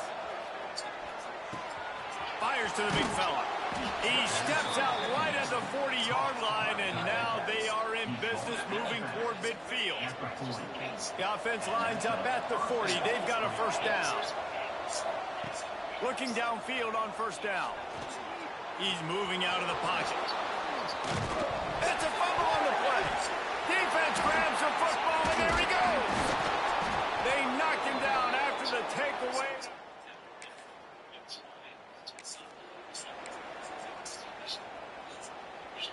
UConn going back to work on offense. They put it on the ground last time they had it. Got to take care of it this time, David. And I think you've got to put in context. A lot of times fumbles are just luck. You just got to move on, give him the football again, Jesse, and not worry about it. I think that's a good point there, David. Get him the ball again to help him play the next play and know that he's okay. Because when that guy's playing well, this offense is on fire. Scrambling away. Trying to escape and get it himself. And tackled there by the defense. Well, you're making a positive out of a negative. In that time, quarterback, nice job, buying time. He's trying to throw the football downfield. Nothing there, so instead of throwing it away and getting the incomplete, just get what you can get and make this next down more manageable. He's got enough to move the chains, and they'll spot it at the 47. The Huskies are in the hurry-up. Nice job by the quarterback, seeing the receiver come open, getting him the football, making the first down, and they like to do this. When they make a first down, they want to go fast. They want to crank up the tempo. He'll go out of bounds. They'll mark him down at the 31, and a big pickup on that one. From the gun, the running back has it. Defense there to make the stop after a pickup of 2 to the 30. Looks as if we have an injury on that last play, and we'll take a break to check him out.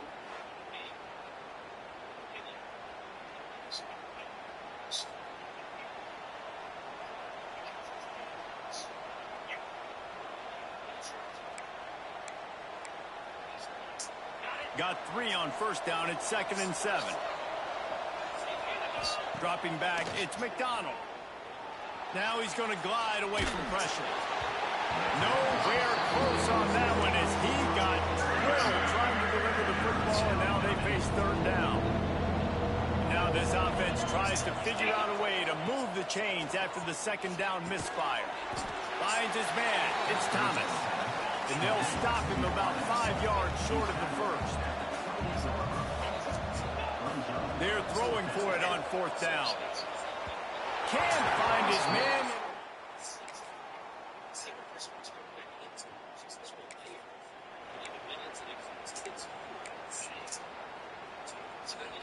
got to get everybody lined up quickly, time winding away, and they've got to push the ball down the field.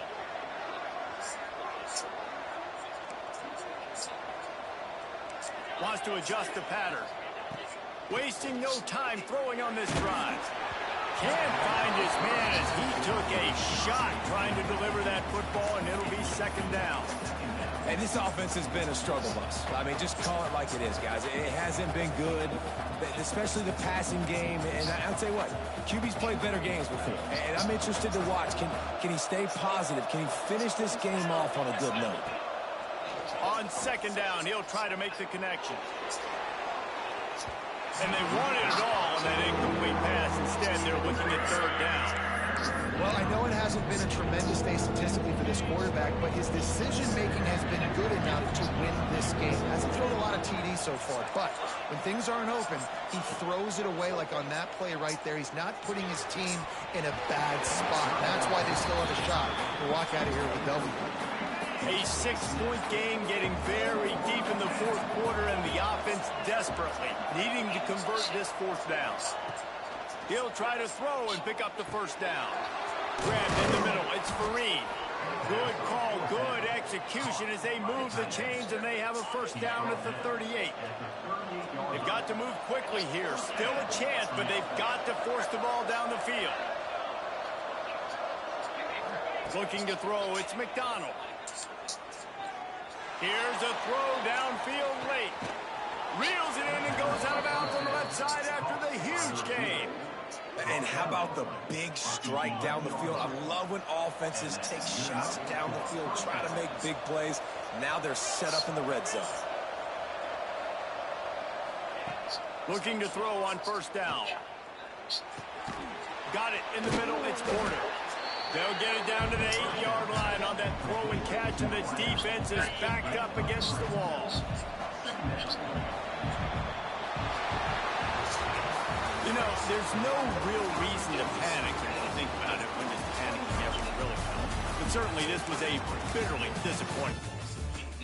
30 years ago, their submarines weren't invisible, their torpedoes weren't unstoppable, their geography wasn't protection, and the Caribbean belonged to whoever controlled the information, and the information belonged to America. This is how modern deterrence works when nobody's watching, not with explosions, not with body counts, just a single ping that says everything words cannot.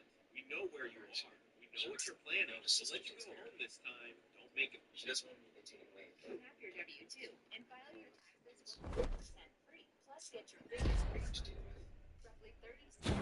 G'day everyone, we are going to talk about the American intervention in Venezuela today. We are going to be showing footage from Operation Absolute Resolve. As such, some of the imagery in here may be considered as sensitive, though I have tried to keep it as PG as possible. But also due to this, I need to pad out the runtime so it's not shown in the first 30 seconds.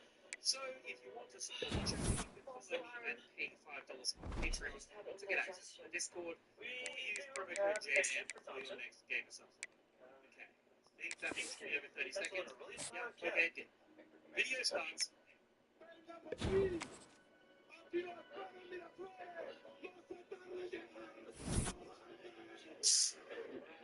That's me.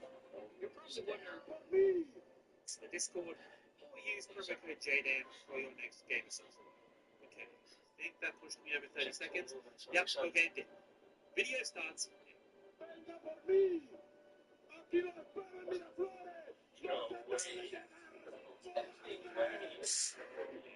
That's me. You're probably wondering how I ended up in this situation. Huh. Is there cadets one of Thompson?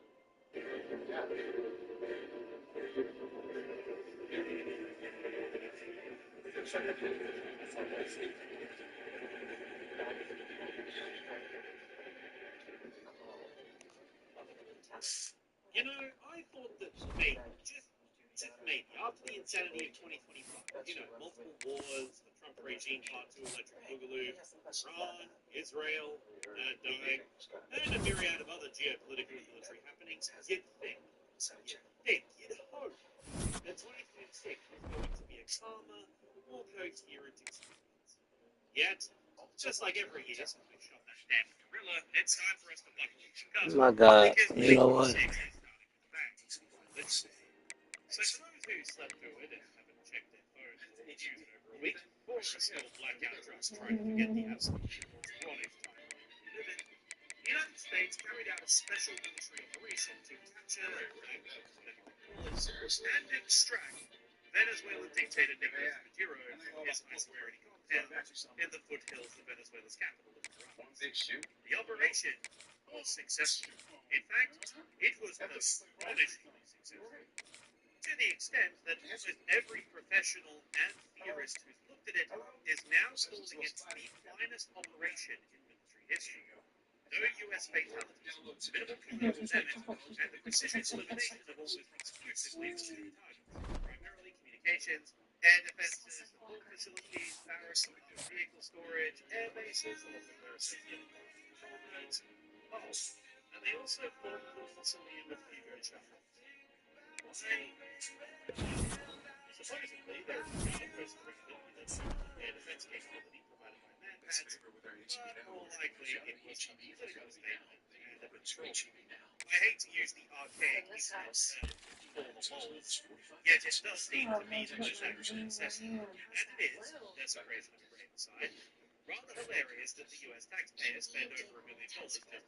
Then again, this is the Trump administration, so that it's possible. Even so, though, if Hugo Chavez was a dictator, it was pretty funny.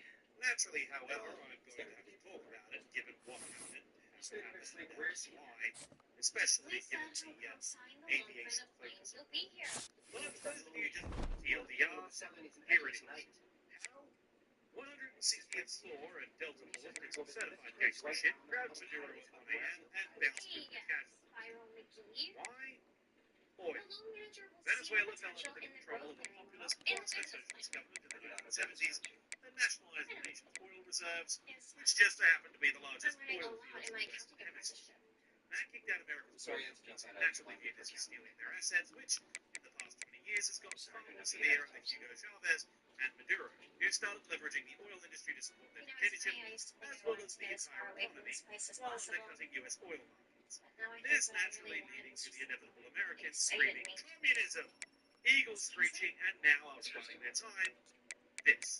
There is, of course, also the factor that because of their communist nature, they were collaborating with China and Russia, and therefore posed an existential threat in the U.S. hemisphere. There you go. Save you half an hour. For more information, I recommend what I always recommend, and go grab a history. However, as for the more detailed how and why in this specific operation, stick around. However, I will note, this is a developing story, events are still unfolding, and a lot of this will be speculation based on what we know. That said, I will do my best. Alright, here we go.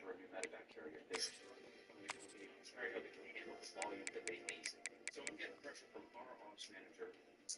Make sure that we keep all our things in here. 46 Eastern Standard Time, January 2025. President Trump gave the official authorization for Operation Outside Result, a quote, kinetic strike on the country of Venezuela, centered around the primary objective of capturing its president and dictator, Nicolas Maduro. U.S. armed forces have spent the past 6 months concentrating assets in the region and conducting shaping operations via the seizure of Venezuelan oil tankers and the interdiction of alleged drug boats en route to the United States. These operations were carried out with apparently 2 objectives in mind. First, to psychologically prepare the U.S. population for a direct strike against the Maduro regime with the goal of regime change, and second, put economic and diplomatic pressure on Maybe I saw a video to make concessions to the Trump administration Those regarding are real. interest in the region, And you want to make me cry? namely control of the nation's oil Because reserves by U.S. it companies, was a dad, right? and the cessation of I don't drug know what his operations little by girl is, right? But his little girl got home, right, from school. She's all, Daddy. Say like her friend's name is Sarah, right? She's my friend Sarah is the USS Iwo Jima Amphibious Operations Group, I don't know, mom or dad, whichever parent, brought us food and we had a little picnic at school, right? And then she goes, Dad, you should take the food so we can have another picnic tomorrow. And then his dad told his daughter, maybe Sarah makes good grades and Sarah's room is cleaner than yours and all this stuff, right? And then he was there, he's all It is like, highly likely that they were the assets providing real-time ISR capability, information fed he's all like, reconnaissance, for the operation. They also have a strike wing equipped with MQ-9 Reapers and he's other combat you equipment. know. The primary So capability he's like, provided gotta is make it operated right. by carrier air wing So 8 him is the and his electronic wife, warfare and AWACS component. As both put together EA-18 like a little, Growlers and E-2 Hawkeyes were on station food or to whatever, provide and candy, he seed, took it to her meat, school, and airborne and early she was all warning as well excited, as the right? strike. So They're comprised of his the daughter VA left with her 122 her Grey two Wolves friends, and they had a little picnic. He goes, he's all, I can't wait till I pick her up from school to see how it goes or whatever. His daughter comes to the vehicle and says, Dad, they want to tell you thank you. He's all, okay. So her two little friends come to the door and say thank you. One of the friends hands him a little note, and she's all, don't let nobody read it. Right? So then he gets home and he opens a note and it says thank you for the little picnic. She goes, I don't have a dad. Can I call you dad? Oh. Yeah. And he goes, she goes, you're the best dad or whatever. And then he goes, she wouldn't think that if she knew everything I told my daughter. Yeah. Damn. Yeah.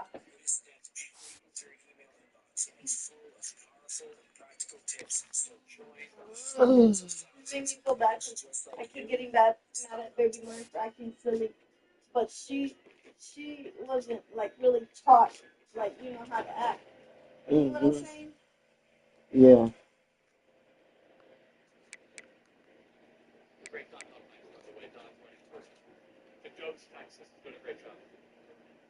Fully endorsed them.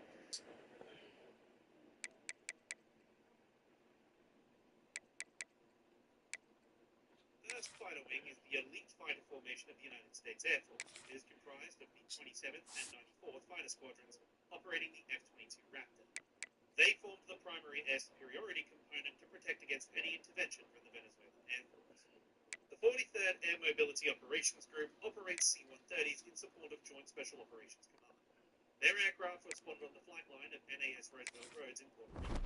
Their role is the transport of equipment and personnel. Their extended role in the operation is unknown. The 134th Fighter Squadron of the Vermont Air National Guard, the Green Mountain Boys, operate the F-35A. Their aircraft is spotted on the flight line at Roosevelt Roads Naval Air Station, and their likely role would be the utilization of their stealth capability to carry out strikes in contested airspace over Caracas, as well as supporting the F-22s in the field. 55th Wing are the ELINT and electronic warfare specialists operating the RC-135 Rivet Joint. I don't know which squadron, or where, when, or how they were involved. All we know is that their involvement was confirmed and essential. They were around somewhere, and they provided a crucial capability during the operation. But for the sake of my personal safety and not wanting to get raided by the Australian Federal Police on behalf of the Pentagon, that's all I'm saying about it. The 55th Electronic Combat Group operate the EC-138 Compass Corps, the electronic attack aircraft. Their involvement was confirmed and likely provided some of the primary cyber and electronic warfare attacks against the Venezuelan defenses. They are the only operators of this type, though again, where or how exactly they were involved, as with all electronic warfare and intel assets, I don't know, I'm not asking, and I don't want to know. VPU-2 are awesome. These guys are the shore-based Naval Special Operations Squadron that carry out covert intelligence gathering and high-risk maritime patrol. They operate the PAE side, and like the other intel assets on the list, don't know, won't ask. But their role was most likely to monitor Venezuelan naval traffic, as well as any other civilian vessels in the area, in case they posed a threat to the landing force, or were about to get caught up in the strike. They would also provide some excellent ISR capability further out to sea. U.S. Air Force Pararescue, or the PJs. They're based out of Moody Air Force Base, and they offer emergency QRF support for medical emergencies in combat. They are some of the deadliest operators on the planet, and they work very closely with JSOC. Yet they have the best motto of all the U.S. Armed Forces, in my opinion. These things we do, that others may fear. As much as I hate to admit it, we can't give the traditional services all the glory. We have to give the Devil Dogs their due. The Vikings operate the F-35B and the Scorpions operate Growlers. They provide the exact same capability as the U.S. Air Force and the United States Navy counterparts. FIB 8, as it's known, is the amphibious ready group built around the U.S. Iwo Jima, containing a full roster of support units serving and supporting the 22nd Marine Expeditionary Unit, who, according to the Navy and Marine Corps, are trained to support and carry out special operations missions as part of both MARSOC and JSOC. Marine Corps F-35Bs, AH-1Z attack helicopters, and possibly CH-53C Stallions were confirmed to have carried out operations in the region over Caracas. They also operate Ospreys and some absolute giga-chads in Harrier. If the 22nd MEU did put troops on the ground, which given the number of We need a good recruiting season. out-of-cordon security for the main force of Tier 1 operators carrying out the tactical yoinking. Speaking of which, the Night Stalkers need no introduction. They are the U.S. Army's deadliest Uber drivers, operating special variants of the U.S. military's full roster of helicopters. The CH-47G, the MH-60 in multiple types, including the Direct Action Penetrator, the incredibly badass MH-60M Assault Hawk, and of course, they're the only operators of the dreaded Killer Egg, aka the Little Bird. Their role in the mission was the deployment and extraction of the primary assault force, that being Delta Force. Do I really need to elaborate? You know who they are and what they do. They're the ones assigned to capture or kill high-value targets. Suffice to say, they are very, very good at it. And of course, if Night Stalkers and Delta are here, that just leaves the Rangers. And they're here to provide some extra manpower in the primary assault force.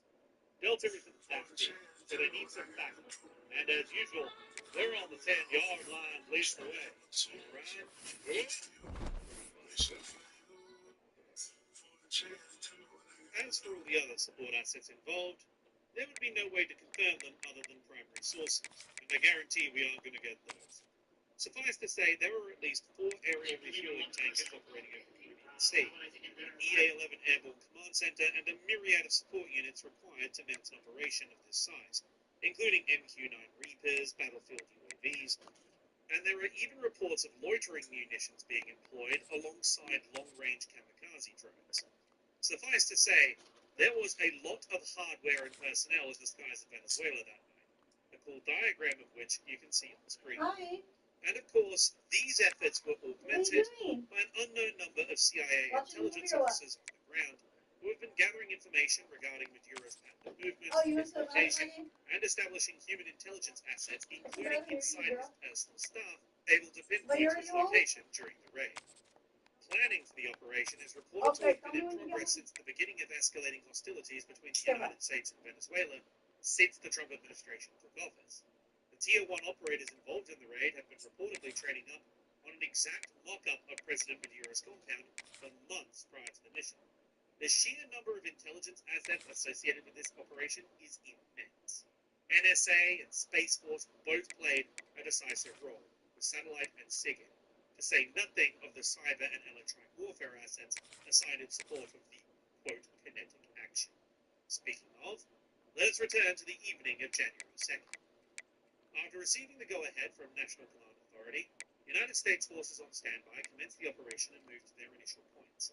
Speculation, based on geolocated data, indicates the insertion force went feet dry over the mountainous and isolated coastline to the east of Caracas, flying at under 100 feet above sea level, while utilizing various valleys and terrain features to mask their approach.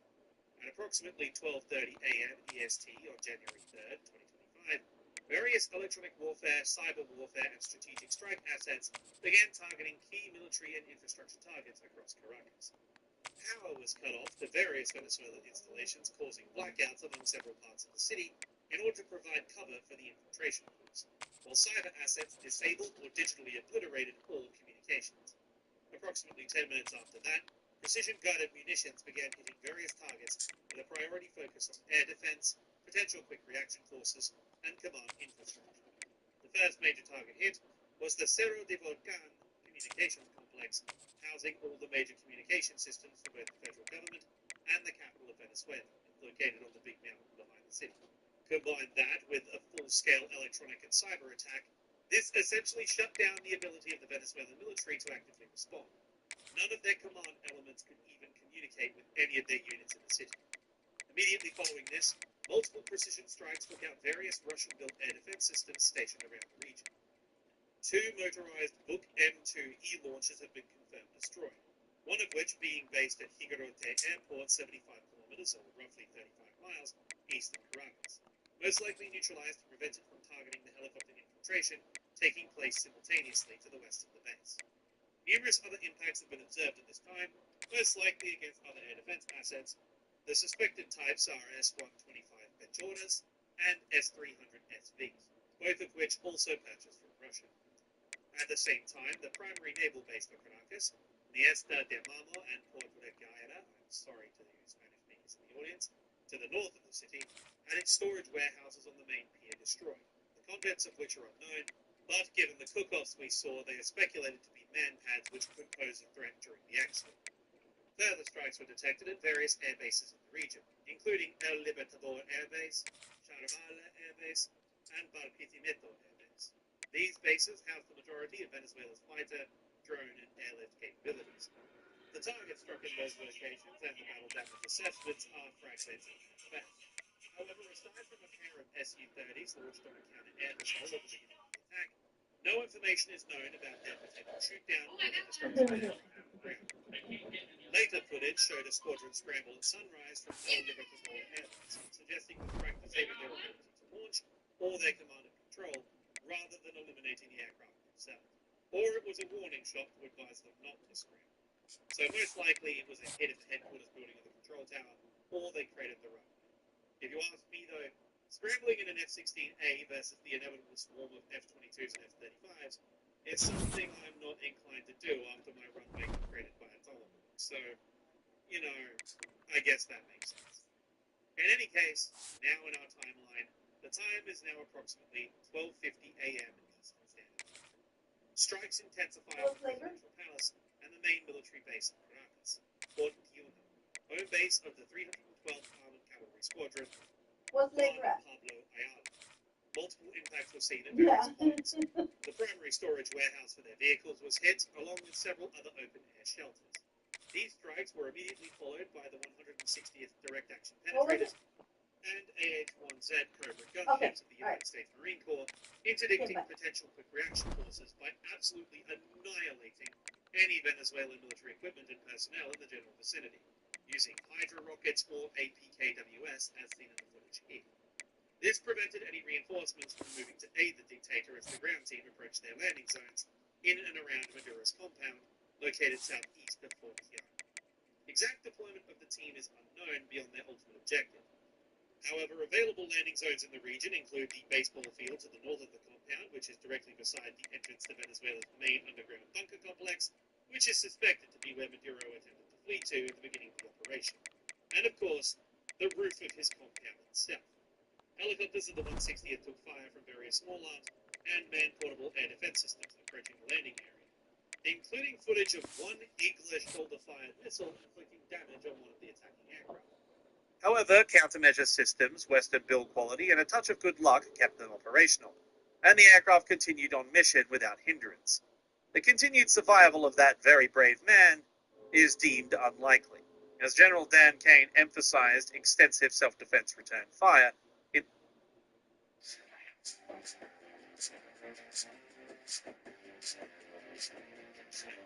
The United States Special Operations Forces, who captured Venezuelan President Nicolas Maduro on January 3rd, use a sonic weapon to disable his guards without firing a shot. The claim stems from an anonymous accounting of events attributed to a Venezuelan guard who said that U.S. forces deployed some kind of sound-based system that caused intense head pressure, nosebleeds, and physical collapse without conventional gunfire.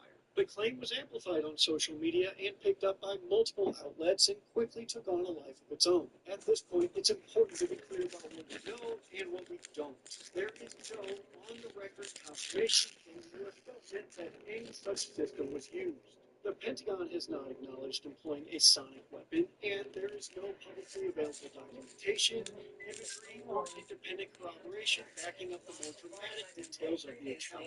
Task and Purpose has reached out to both the White House and the Office of the Secretary of Defense for clarification. As of 13:17 on Monday, January 12th Eastern Time, we haven't gotten a response. If and when we receive a response, we'll update this reporting, but until then, the responsible approach is to treat this as, well, a claim someone made on the internet. Personally, I think this claim is incredibly flimsy, and I really don't want to lend any credence to it as a journalist or just as a human being, but it is being talked about all over the place, and it even got a signal boost from White House Press Secretary Caroline Leavitt on social media, so we wanted to discuss it and give you all the information about non-lethal systems that we do exist. Welcome back to Task and Purpose. I'm Kyle, and today we are going to talk about that claim, why it is still only a claim as of right now, and then get into the systems we know exist that have similar capabilities. Quick disclaimer, this video, once again, is being edited by me so that we can get it out sooner, so it won't be as polished as when Savvy handles it. You're just going to have to suck it up and deal with it. I'm not going to apologize. It's okay. Anyways, let's get right to it. At its core, the claim is that U.S. forces deployed some kind of system that produced an intense sound wave, after which he is the guard, and others experienced extreme head pressure, nosebleeds, vomiting blood, and an inability to stand or move. It's important to be clear about what this Gotta set ourselves up. what it is not. It is a single anonymous eyewitness narrative presented without corroborating evidence. There is no independent verification of the technical claims, casualty figures, or medical effects described. As of now, there are no publicly available records that confirm mass casualties or the use of a specific non-lethal or directed energy system. We also have to mention that accounts like this could also be genuine battlefield confusion, psychological shock, and information warfare. Things like flashbangs and concussion grenades could explain the nosebleeds, maybe the vomiting blood, and the inability to stand after suffering a massive concussion. Modern military operations routinely involve drones, electronic warfare, loud fans, explosions, and extreme stress. Oh, it's Hulu. That does not mean that the account should be ignored out of hand, but it does mean it should be treated carefully and evaluated against what is actually known about U.S. military capabilities. And dismissing the claim outright also misses an important point. The U.S. military has spent decades developing and testing non-lethal and intermediate force systems specifically designed to access, disperse personnel, or compel siege without firing bullets. Some of those systems can look and feel deeply strange to anyone encountering them for the first time, and they are often described as sonic weapons even when they are not. To understand what may or may not be behind this, it helps to start with the systems that we know about. If there is a known U.S. military capability that most closely matches how these allegations being described, it is the active denial system, commonly referred to as ADS. ADS is not a sonic weapon. It does not use sound at all. Instead, it relies on millimeter wave directed energy in the 95 gigahertz range, which penetrates only the outer layer of human skin. When a person is exposed, it rapidly heats the skin, producing an intense burning sensation that most people instinctively think is The time has come to make a move. If you want to get into the college football playoff, you've got to win big games right now, and we have a clash of ranked opponents coming up in this one. Welcome, everyone, to Louisville, Kentucky, L&N Stadium, home of the Cardinals.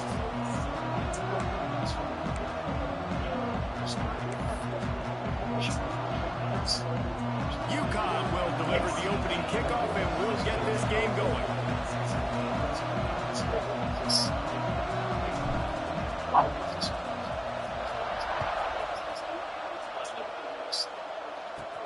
On the move from inside his, and he loses the ball, keeping his own end. Defense falls on the ball, going to be a turnover. You just can't have that happen. In testing, exposure typically lasts only a few seconds, and long-term injuries are considered unlikely when the system is used as designed. ADS has seen limited operational deployment, like in Afghanistan, where it was never used, at least publicly, and it's primarily used in force protection roles, and its use is highly constrained. On a return team, you know if you lose the football now, you're giving the other offense the ball back deep in your own end. Simply can't happen. Brought down after a pickup of 5 yards down to the 10. And how about setting the tone right there? Like, you're going to cover this guy coming across the field, get it to him early on the first drive. No. This playmaker is going to be touching the ball early and often. He picks up the big game. Going to work on second down in the red zone, and still some ground to cover to pick up that first down. Got the back over the middle. He'll be stopped just short of the end zone, but they'll have it first and goal. This offensive scoring position with a fresh set of downs. Man, a great job by the QB finding the running back, getting the football where he can do some damage after the catch, and most importantly, get the first down. He's going for the goal line, and he will score. The question now, will it count as we check out the laundry on the field? Take it off the board and back it up. This penalty will wipe away the touchdown. UConn comes to the line with a first and goal. Anderson wants to throw. Using his legs, keeping his eyes downfield. And he's run out of bounds just short of the goal line, and they keep him out of the end zone for the moment. Man, what a nice run by the QB. Great job exploding, getting upfield, and then smartly getting out of bounds. And, man, how hard is it to stop an offense with a guy at the quarterback spot that's so dynamic? Now it's second and goal. Quarterback sneaks ahead. Scores on the sneak. The defense knew coming into this game they were going to have their hands full. Not only did they have to worry about these running backs in the running game, they had to worry about the quarterback as well. On designed runs and on scrambles, they didn't... Injuries described as that.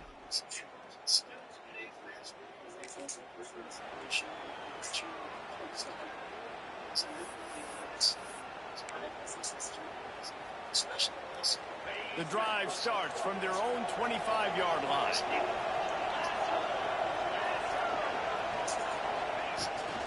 Toss sweep right. At the 35, he's loose. He's into plus territory, knocked out of bounds after the nice game, mark it at the 47. They get a huge gain on that toss play, and this running back, when he's got the ball in space, watch out. You see when he's out in the perimeter of the field, he's able to pick his spots. He can make people miss. He's got a bevy of moves. Way to generate the explosive play. Good pickup, a little bit short of the sticks. And the Huskies with a second and short to keep this drive moving. They'll move the wide receiver. Second down, he'll throw it. Flips it out on the screen. Breaks into the open. They'll make the stop, but not before they use the screen beautifully and pick up the first down. Man, this guy's going to need some water when he gets to the sidelines. They've been putting him to work on this drive, right? You've seen him toting the rock with success. Now you're seeing him get involved in the passing game, too. They are highlighting his versatility. It's picked up, and they ruined the drive with a turnover. They didn't give him...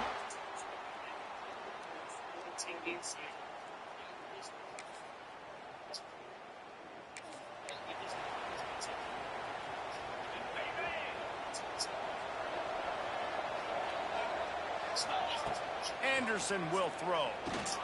Got it set up on the outside. No sirree, not this time. The defense was there and ready for that one. The Huskies now with a long way to go to pick up the first down. Pulls and fires incomplete to the right. They bring him down, but a solid pickup to put them in position to pick up a first down. Offense breaks the huddle. It's third down. Off play action. And the pressure gets there. And down he goes at the 18. UConn will have to punt it away. The punter going to get his first work of the afternoon. Boots his first of the day away was called on 4 times in the victory last week. And the punt team able to...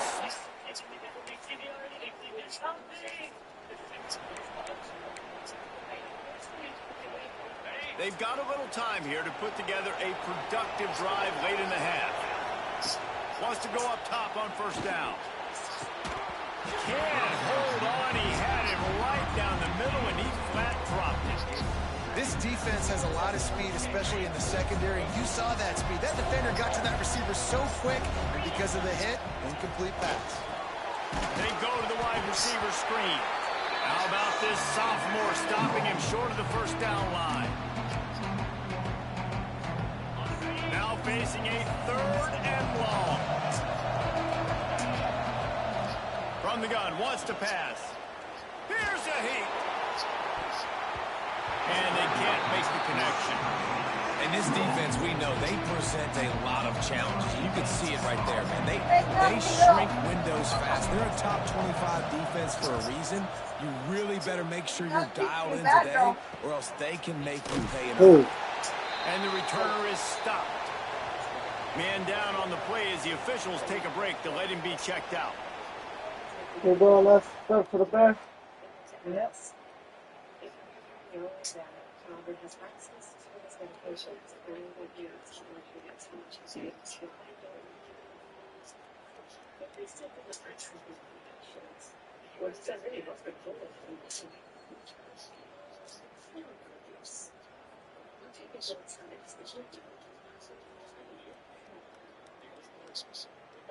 That's very kind of stationary. Things are going to have to change. Straight as a board.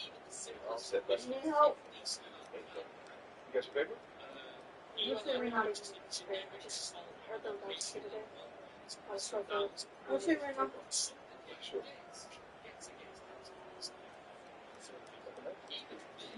It's a...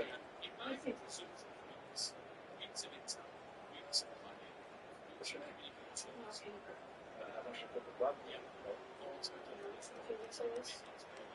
Is it after that?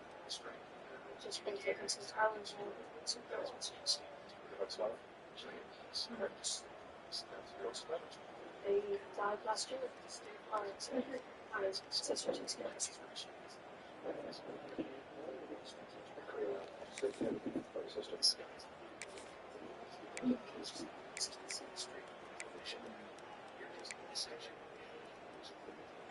First play of this drive will start from the 31-yard line.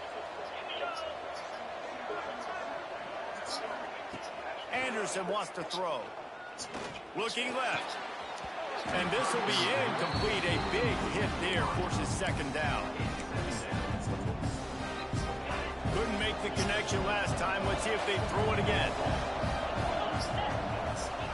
Gonna swing it on second down. Unloads it left. Hauls it in.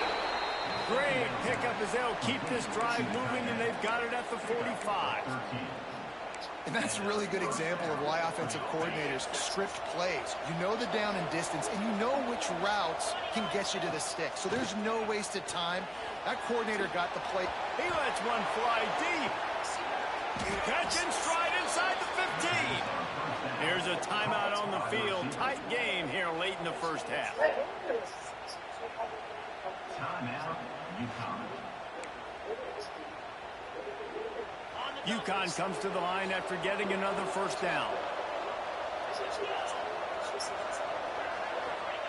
They're in the red zone and they'll pass it.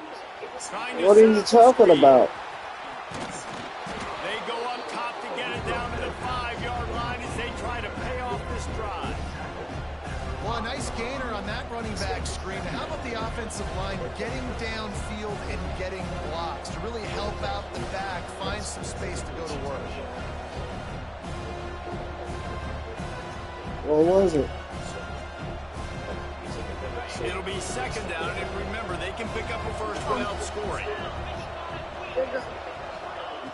Looking downfield, and time is running short. They'll throw it to the back on the screen. And he'll haul it in and take it to the end zone. Touchdown, Huskies! Great job of execution in the passing game. QB Well, they got is stuck on their targeted toe on for the something? exact same page. The extra point now is going to tie this thing up. And they've got some real momentum here heading in at halftime. You're looking at like a big bone. What piece you couldn't take out? You couldn't take it out. This probably got stuck. And I couldn't find it. I kept trying to open her mouth and look, and I couldn't find it. It's done. It's a bone. The UConn offense goes back to work. First drive of the second half, always fun to watch. You see what type of tweaks were made at the half, especially when you're locked up in a ball game like this one. Yeah, and it's been a good game. I mean, it's been a little bit of back and forth and a feeling out process. And now once you get in the second half, who's going to get aggressive, Paul? Who's going to take some shots, try to make some plays, and really go for it? Yeah, it's interesting. I think as play callers right now, you learn a lot about these coaching staffs with respect to who does make the best adjustments. There's a lot of coaches that believe we're just going to be who we are. We're going to keep doing what we do. We're just going to do it better. But then there are others that tweak things a little bit on offense and on defense. We're going to find out here. And on second down, a lot of times, I don't know why, you just, as a defense, you go pass. You think passing situations, passing downs. Really good job by the offense, committing to the run game, not abandoning it, not getting yourself in a third down situation where you had to throw the football. They're going to ride this running back. He is going nowhere. Stop at the line of scrimmage. Lost one on that last one. It's 2nd and 11. Softened him up with a run, and now to throw. Fires to the tight end. Gets it out across the 40. They'll mark him out of bounds at the 42 as this offense trying to put together a good drive. And the Huskies are at the line looking to convert on 30 short. Anderson will throw. Unloads to the right. The short hands, it's Fareed. Steps out at the 34-yard line. Big pickup on that one in this offense within striking distance. This UConn offense really has it going. Try to get it to the edge. And maybe he'll get back to the line of scrimmage, but no more than that. Got stuffed on first down. It's 2nd and 10. Looking to fire. Unloads to the wideout. And it'll be incomplete. This is some physical pass defense. It'll be 3rd and long.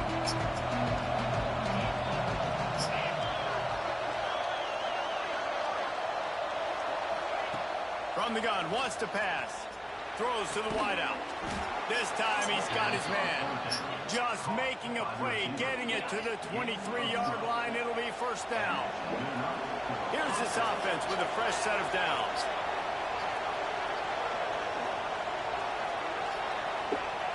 To the air on 1st down. Got it in the middle. It's Fareed. There was tight coverage, but a perfect throw and catch, and they've got it at the 9, 1st and goal.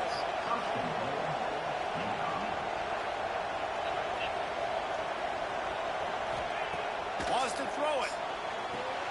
They'll run the screen. And he was fortunate not to lose yardage on that play, able to wedge it back to the line of scrimmage. Defense rolls up deep in its own end on that last play. Now a 2nd and long coming. He'll run it up the middle, trying to pick his way to the end zone. He's brought down at the 7-yard line, and they are threatening to take it in. It's looking like they're going to have to try to throw this one into the end zone here on 3rd down, David. Quarterback's got to be careful. Can't get greedy because you know these windows, they close fast. Extremely tight windows. Find your big body guys that you know can win. Touchdown, Huskies! And with that one, they jump on top here in the second half. Love the...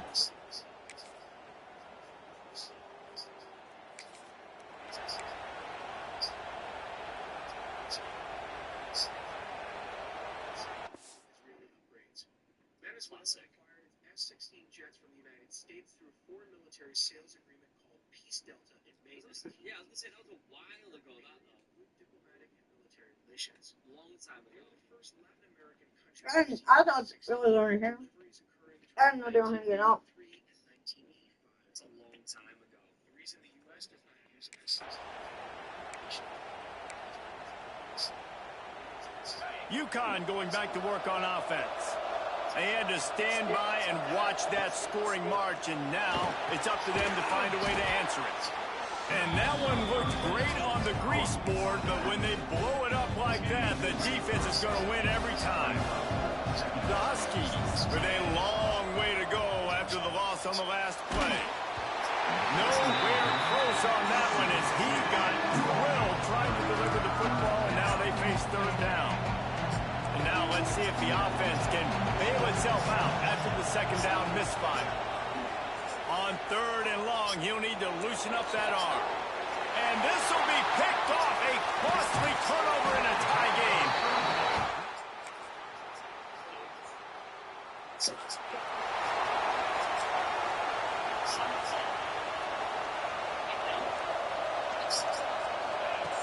Anderson wants to throw.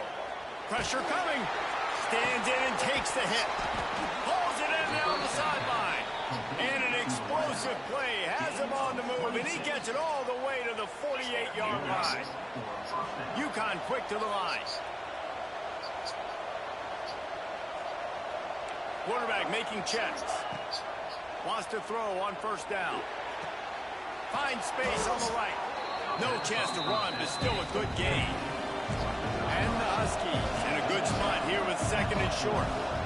Nice quick throw there. And it's so important for quarterbacks to be able to find a rhythm and to be comfortable and confident. You want to just get the ball out quickly, make it an accurate and easy throw. And you can tell that these two guys, they rep that play in practice all the time, and it's now showing up here on the field. And if I'm a defense, I got to make sure I stay aggressive in these situations. Sometimes people play casual and back off and give up the easy stuff. Man, continue to make this offense earn it. You got the lead. You're in a good position. They'll run it on first and goal. He's going to lose a yard on that one. Defense rolls up deep in its own end on that last play. Now a second and long coming. Wants to go up top. He's got it on the run. And he'll run it into the end zone. Touchdown, Huskies. These two guys, they just shared a glance, and they knew exactly. And how many times do we hear that? The quarterback talk about it after the game and go, hey, I just looked at him. He knew what I saw. I knew what he saw. We're on the same page. We've done this before. That chemistry equals big plays. And for a quick update, let's go to Kevin Connors in the studio. Tough to beat in action, gentlemen. You know that. Let's take a look at the highlights. Kent State is trailing right now, but let's be honest. The program that turned out Josh Cribbs should never be counted out of any game. It's just a field goal game. They're trailing by 3 to the Red Hawks of Miami. The Maction never sleeps, and we'll circle back. If anything big happens, you should know about it. Oh, and how about that? I know Kevin and those guys will be keeping an eye on it for us. On the run, and he'll slide to avoid the hit. A nifty pickup there. Hey, listen, it's important at that position to be able to be good off schedule. Everything's easy when it's on time. You get the ball out. But when things break down and they get off schedule, you've got to have a guy back there that can make the right decisions. He did exactly that. There's plenty for the first down, and they stop him at the 28. All right, guys, that's not a home run type play, but he did enough there to keep the chains moving. Now on first down from the 28. Linebackers shuffling around, trying to keep the quarterback from getting a read. Wants to throw on first down off the play fake. Not able to hook up there, incomplete. This really has been a masterclass by the quarterback with decision-making, right? We've already seen him throw multiple touchdown passes in the game. He's understood when to take his shots and when to throw it away when things aren't there, like on that last play. And that's going to be incomplete. A lot of contact on the play, but no flags. It'll be third down. Trying to pick up a first down. Back to pass. It's Bowling. Fires on the move. Complete to the right. Out across the 45 and out of bounds at the 46-yard line. A big pickup here as they try to put together a scoring drive. They'll run play action.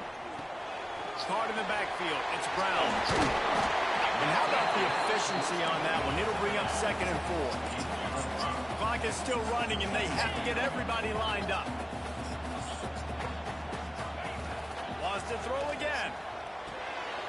Finds his tight end. The defense will converge, and out of bounds he goes at the 40. Oh, that just really nice catch by the big tight end, throwing those mitts up there, catching the football. And the Cardinals have it with a 1st and 10. Give to Brown. A 7-yard pickup. It'll be 2nd and 3. Timeout called by the defense. It's their first of the half as they'll go to the sideline and try to make adjustments. The Cardinals with myriad options after that big pickup on 1st down. Looking for a physical attack from the gun. All down, but he has enough to move the chains. The defense going to stop the clock with a timeout. They want to make sure they have everybody on the same page. And the Cardinals back to the line on 1st down. Let's see if they keep leaning on this running game. Going to the running game. And I think they'll give him 2 on that one. 2nd and 8 coming up. Long drive continues as the offense keeps working the ball down the field. The play action fake. Fires to the right. Got his man. The ball is down at the 14 after that grab. Play action does so many things. When you run the football and have success, it slows everybody down. Not just the linebackers and the safeties and make them come up, but the defensive line. They're thinking run as well, slows down the pass rush, gives me a little bit more time to develop routes and make it really easy on my quarterback. All right, you're at a point in the game now where you've got to go. You need to get down the field and score points. I'm all for running the football, but in this part of the field, you now got to start kicking it into over. Touchdown Cardinals! And they've got the lead in the final minute. Man, what a great job with the execution in a moment where you had to have it. You score the touchdown, you take the lead. There's less than a minute to go in this game. All your defense has to do now is get a stop and you win. They're set to kick it off. You think this crowd's going to get loud when their defense comes on the field? He'll bring it out. It's Smith. He goes out of bounds on that return right at the 20-yard line. The UConn offense goes back to work. Okay, one possession game. You've got some time to work with, but you have to make up some ground quickly, David. Got to be smart. Can't throw in front of the sticks. Can't get tackled in front of the sticks. Make sure we're taking some shots down the field, chewing up some yards. Jesse, the defense will be vulnerable. Yeah, and I think because of that, David, offensively, you got to have a plan. You got to know where your best matchup is out on the perimeter and who can make the big catches here in small windows. Yeah, and that's fine. Listen, it's go time, right? Now it's coming up on 3rd down. You probably got 2 downs anyways. It's the 4th quarter. It's time for this QB to take charge. No time to waste here. They've got to get set and pick up chunk yardage. He wants a big play here late. And they can't hook up on the big play, and that brings up a 4th down. No signs of any kind of kickers. They'll lead the offense out there to try to move those chains. Fires to the wideout. Makes a grab past the marker. They stay aggressive and push their way out to the 33, and it's 1st down. Last chance coming up. He's taking a deep shot late in the game. It's caught, and what a job to get the foot down and make it a huge gain along the sideline. How much fun was that? I mean, you just dream of having games like that every time you go into the booth. I'll watch those 2 teams play anytime. Yeah, that's what's fun about good teams. Really good teams. So can you grab the electric control? He knows he's going to pick up Sam, and then Annie's just going to furnace. Okay, great. Just call me when you know. Yeah. Okay, I appreciate it. Got all that worked out. Everything's under control.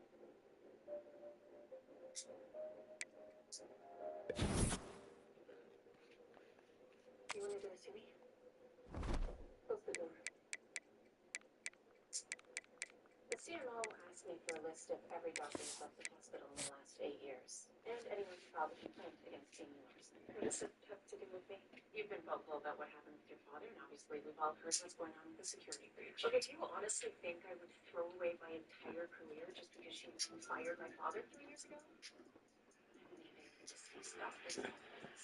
Plausible enough if anyone else. But Amy Larson will let us go. So if this is you, you better end it. You're not the only one of us here. But I am not familiar with his whole story and how he came up. Well, from now, He's one of the greatest receivers of all time, and he got a popular catchphrase too. You got numbers, so let's make it go up. He's got a highly contested catch over at the finish. Obviously, everybody best. The fact that he got his own catchphrase means he already goes. This man is goaded. Stamps in NFL history. So let's see his full story, man. With like a video comments, videos. Every day I take the pills of glory away. Capsule, a tiny round orange pill, a small white one and a big one from the supplement. What's that? Let's go, man. Randy Moss started his NFL career with 6,000 yards. What's happening? I want the glory. It's a decade. But not right now. 6 straight 1,000 seasons. Naturally gifted receivers of all time. It wasn't without cost. I need to take down That celebration. The journey to the NFL was by no means an easy one. Because he was so talented, Moss would be afforded opportunities that others weren't. From very early on, it's obvious that Randy I'm sure she knew Danny was always my favorite, and now, but I'm sure other than try, I'm always think about it. Or sport? Can you run the one they sent started in football, basketball. But the thing is, no matter how you But in 1992 and 1993, Moss began to separate himself from the rest. He was an All-American and carried his high school football team to back-to-back state championships. Is there any way to run that Long time the stereotype about dads was that they were already engaged and uninformed as parents. In my roles in the sports and nonprofit worlds, I get to meet so many new and recent dads. And I can tell you, Tondo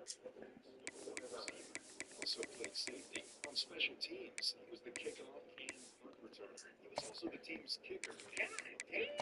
He played every position. What's going on now? Which was given to the best player in West Virginia. Greatest high school careers and recent Moss was not going to be short of college offers, but he had his heart set on Notre Dame. The head coach of Notre Dame.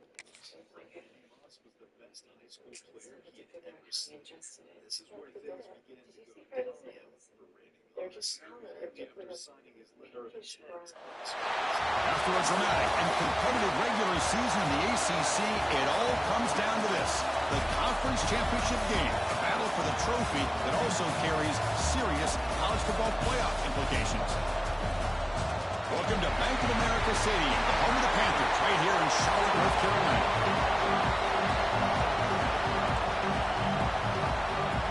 Kickoff team out there getting ready, and this is it, the battle for the conference championship trophy. He's going to return it from near the goal line.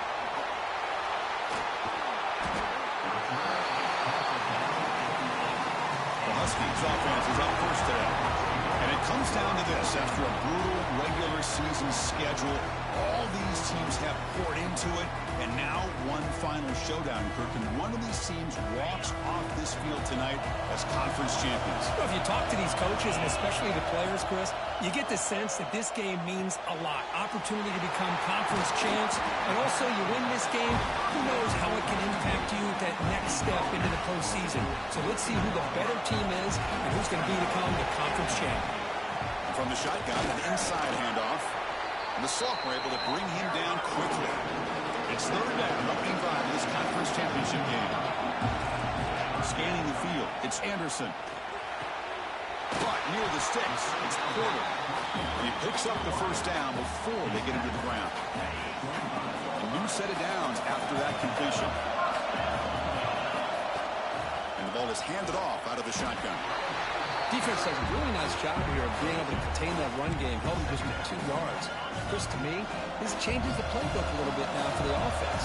The guy calling the plays at 2nd and 8, that's a different deal. Now he's got to probably thinking about going through the air instead of staying on the ground. Tackle made at the 41. It's a nice gain. They're getting closer to the 50. It's a strong run. Keeps the drive going. First down now. Tackle behind the line. It's a loss of 2. Chris, this is what I love to see from the defense is the linebackers are scraping, doing their job, but you need help from the secondary. And when you have aggressive tacklers on the back end, you got a great defense. This time, the secondary makes the difference. Tackle finally made. That's a very solid gain, but not close to first down yardage yet. Critical moment of this conference championship. 3rd and short on the 7th play of the drive. They'll try the right side on the toss. And the defense smothers him for no gain. Chris, a great job here by this defense. They're trying to bounce this to the outside, take advantage of his speed in the backfield, but no chance at all. The defensive speed, ability to diagnose the play, blows it up. He's got it, and that is enough for a first down. They've got him, but they convert on 4th down, and the drive keeps going. First down here for this offense. And he'll set up to throw. Oh, downfield catch made on the left side. He's tackled immediately, but not before a gain that moves the ball to the 25. Okay, here they go. Big first down, good pickup, and they are off and running. That's incomplete, even on a first down pass attempt. He felt heavy pressure. Becoming a long march, the 11th play coming up. There's some pre-snap movement in the backfield. They flip it to him on the jet sweep. And the defense able to hold him there to a short gain. And the 12th play of this opening drive is a 3rd down. Looking to throw again. Quarterback finds a target on the right. It's complete. Enough to convert on 3rd there. So first down from the 12 now. The offense now operating in empty. Scanning the field. It's Anderson. And it's incomplete on the overthrow. Just too much on that ball. Coming to the line on 2nd down. This is important. They want to avoid a 3rd and long. On the toss play, runner moving left. Tackled behind the line. It's a loss of 2. Well, setting the edge, a lot of times you rely on that offensive tackle to do the job at the line of scrimmage. Sometimes it's a tight end or maybe the H-back. But someone has got to set the edge of the line of scrimmage to give them a spot to go. If you're not able to do that, you're not able to turn the corner and make a big play. Incomplete. He was hit as he threw the ball. That's a big 3rd down defensive play. Looks like the coach decides to go for 3 points here. Here comes the field goal team. And it's good right down the middle. So we have our first points on the board. That makes it 3-0. I was watching this guy in pregame. He has got a strong leg. I'm surprised here he's able to put 3 points up here for the offense. And it's Fielder, returner trying to create good field position here. He's tackled at the 21. That's where the drive will start. So the Pitt Panthers offense gets their first crack now. Kirk, let's check the impact players in this game. Guys who have been leaders, guys who are being counted on to deliver today. Well, these are the guys that both these teams rely on, as you said, to be able to make the plays. And more importantly, when it gets into that point in the game where you need to be able to have some leadership, these are the men that are going to have to step up and be able to provide that for each team. Slams right into a wall. They got him for a loss. Going backwards to open up this drive after the loss, 2nd down and 15. The defense with more pre-snap movement. Out of the shotgun, he'll hand it off. That solid pursuit. They'll trap him out there behind the line of scrimmage. Well, if he would have stayed on his track and stayed more to the inside, I think that play opens up for a nice gain. Instead, he's looking for the big play, bounces it to the outside, and there's just too much speed on that defense. Now in 3rd and very long, looking to throw. Sacked, dropped at the 20. How about that? The defense does their job on 3rd down and long. They get after that quarterback, and now it's 4th and forever. Coverage did its part. Let's not forget about that. Find the pass rusher enough time to get after the quarterback. Just able to get it away. seem able to bring the returner to the ground. It looks like a player is down injured at that last play. We'll take a timeout while they check it out. Here comes the first play of this drive. They're set up at their own 48. Throws it to the right. Oh, and he could not hold on. Would have been a huge gain. Big shot downfield here early in the game. Couldn't quite connect, but even on an incompletion, these deep shots do a good job of keeping those safeties back and can open up other aspects of this offense. Looking to throw. It's Anderson. And it's incomplete that time. Just out of reach of the receiver. Not going to be easy here. Backed up a long way to go for a first down. Drops back, needing a third down completion here. Oh, that one's picked off. He goes down, but snags the ball and gives this defense a takeaway.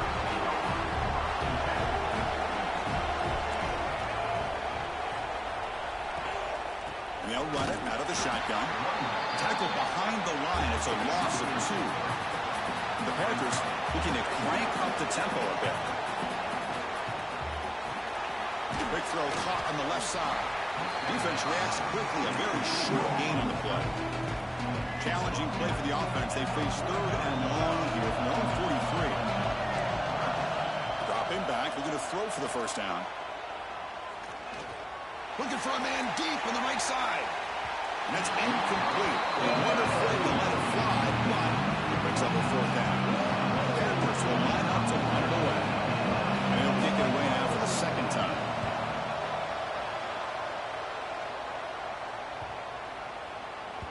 He was hoping that would check up, but a big bounce sends it into the end zone for a touchback. Here's the first play of the drive now from the 20-yard line. First down, looking to throw the ball. That's reeled in. It's Thomas. Defense makes the tackle with the clock running. That'll probably be the final play of this first quarter. Well, Kirk, UConn has the lead here. Let's check out the stats now through the opening period.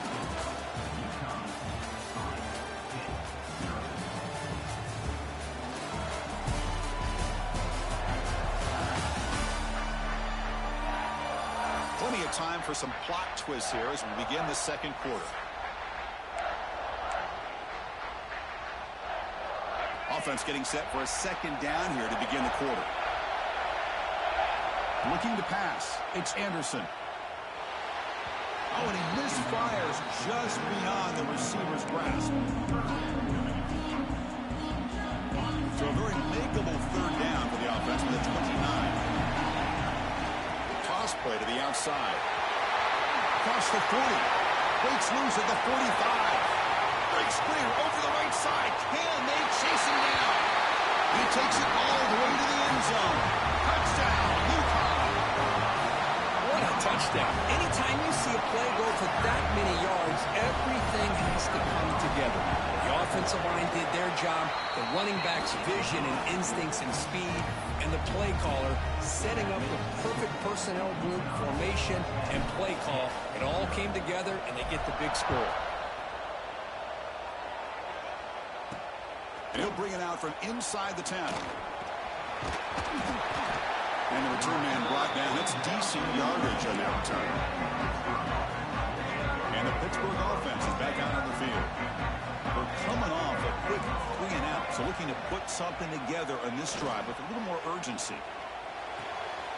Finds an open target on the left side. And he's out of bounds after gaining decent yardage. Important 2nd down play coming up. Quarterback drops back, probing the secondary. It's a screen pass complete to the running back. And he'll head out of bounds, but not before picking up enough for a first down. The Panthers will hustle to the line to run the hurry-up offense. Boy, this quarterback's doing a great job of just managing the game. Nice throw, good completion on a first down, and he's already got a play call. He's ready to snap the ball again. And it's caught across the middle. They make the tackle, but that pass creates a solid gain.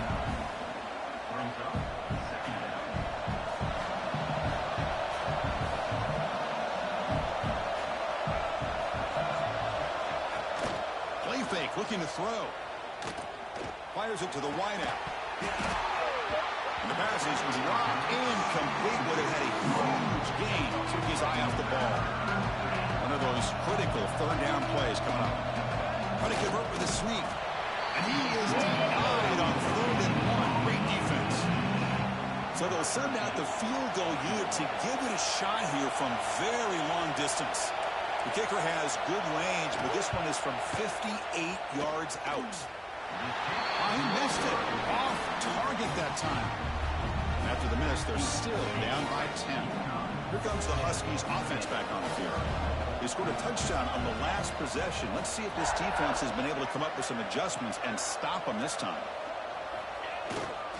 Gives it to the back. He's brought down out at the 46.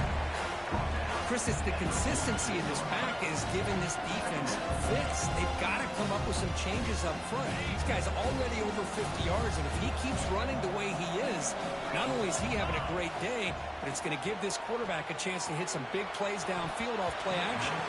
But they can't make the connection. Ball's incomplete.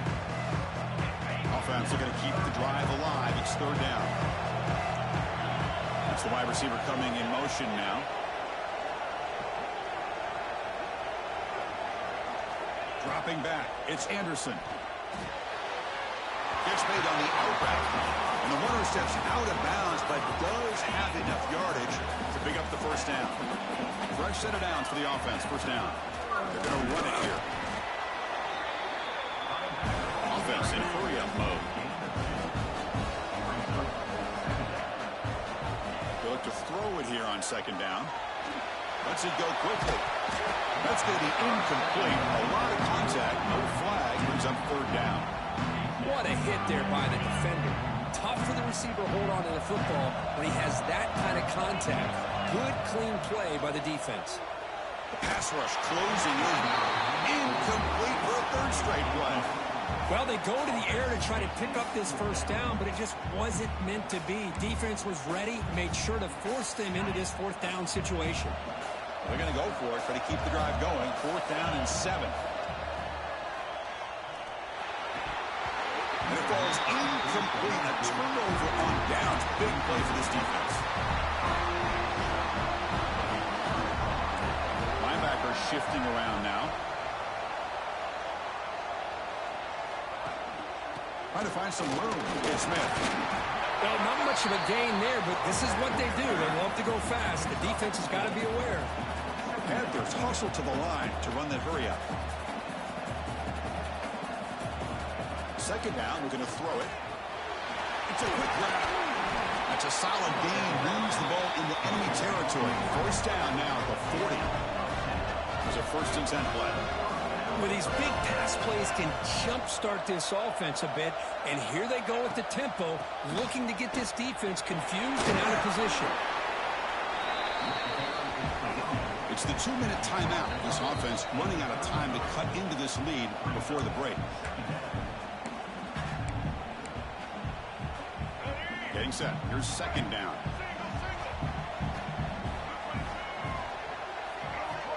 To throw, it's Reed. It's an out, the catch made, and he'll take it into the end zone. Touchdown, Pittsburgh. Simple throw, all the yards after the catch. Explosive play by the receiver to score. Just a dynamic, athletic playmaker. As simple as you said, Chris, just throw him the football, he makes a catch, and then all the fireworks are after the catch, and this defense just unable to corral him. Kickoff team out there, they are fired up after just scoring a touchdown. He's going to return it from deep in the end zone. And they stop him at the 11. Not good field position to start the drive. Here's the first play of the drive now. They begin from their own 11. 1st down. Looking to throw the football. Moves out of the pocket. On the run, he'll let it go. Finds a man to the left. Big catch downfield. Heads out of bounds after a solid gain. More than enough to pick up a 1st down. Boy, great recognition here by the quarterback, recognizing zone defense. Initially didn't have anybody open, but I love he's able to show that he's got enough athletic ability to get outside of the pocket and be able to make that nice throw for a big 1st down. Physical defending. That one falls incomplete. Brings up 2nd down. You get a tight end like this, and you know he's used to dishing out the punishment, but here, he's the one that has to absorb the contact, and as a result, he's unable to hold on to the football. They bring him down after a short gain there. Offense looking to keep the drive going here. 3rd and short now from the 44. Fighting for yardage, but the defense stops him just short of that first down marker. The timeout is called. Important stage late here in the second quarter. And the quarterback tucks it and takes off as a design run. He's not going to get there. The defense rises up and makes a huge 4th down stop. And the Panthers offense is back out on. Well, it's been an entertaining first half. Not much time remaining to cut into this lead. So hang on here. We've got a timeout as the coach wants the officials to take another look. He thinks he might have a shot at getting this overturned. Heads up move by the head coach using that challenge. Officials will reverse the call on the field after taking a closer look. Minimal gain brought down short of the marker. 2nd down after that run on the previous play. Looking downfield, it's Anderson. Tried to press the ball deep, but it's incomplete. Well, that's just a miscommunication here. That's busted coverage by the defense. There's no way you can leave a receiver that open. The only problem for the offense is the quarterback misses the throw. That's a touchdown. Breaks into the clear. Finally brought down all the way at the 6-yard line. Puts him in great scoring position. Defense spends their 2nd timeout to try to regroup. That huge play sets up a great opportunity. 1st and goal just outside the 5.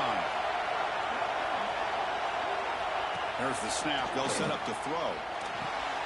Intercepted right near the end zone. What a play. Across midfield. He's past the 30. Inside the 10. And he's into the end zone. But hold on. There's a flag on the field. This might be coming back. What I always love to see on these offsides call is when they're always pointing at each other. He did it. I didn't do it. Put it on him. We know this time it's on the defense. They're going to make the right call. Bowlers all the way to the end zone. Touchdown, Huskies. Chris, that's what I love about this quarterback. It's a great touchdown, but he shows you his versatility. We know he can throw it, but here he shows you his speed and how he can make the defense pay for that as well.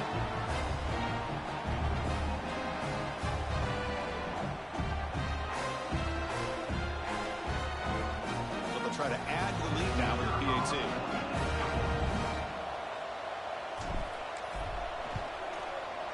The extra point makes it a 10-point game. So after the touchdown, here's the kickoff, and we'll see if the opposing offense has time to answer before halftime. He'll return it from inside the 10-yard line. The coverage team brings him down at the 26. So here we go, the first play of the drive, less than a minute to play before halftime. Looking downfield, it's Reed. Caught over the middle, it's Thomas. And a quick timeout call by the offense after the play. Boy, he has such great size. I just love this play call on 1st and 10. The defense is expecting a run. Instead, you go play action, and you throw it to the big man for some positive yards on 1st and 10. Wideouts now clustered. Quarterback looking to throw it on 2nd down. On the run, he's looking deep. Makes the catch for a huge gain right near the sideline. How about that? Receiver had nobody around him. That's frankly embarrassing for this defense when you let someone deep downfield go completely uncovered.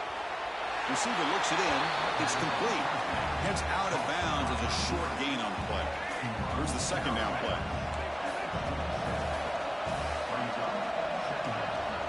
Quarterback drops back from the shotgun, looking for a receiver. Deep shot toward the end zone. Touchdown, hit, added 6 more points to the total. That's just nice execution. Quarterback and receiver Kirk perfectly in sync that time. Yeah, you can see why route running is one of the most underrated attributes of a receiver. It's easy to get caught up on their ability to catch or their vertical or their speed, but nothing substitutes for someone who can create separation like this before the ball's even thrown. And they tack on the extra point.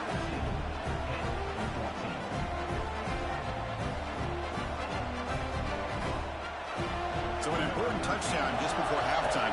Not much time for the opposing offense to try to answer before the break. Well, they thought about coming out, but instead takes a knee and will bring the football to the 25-yard line.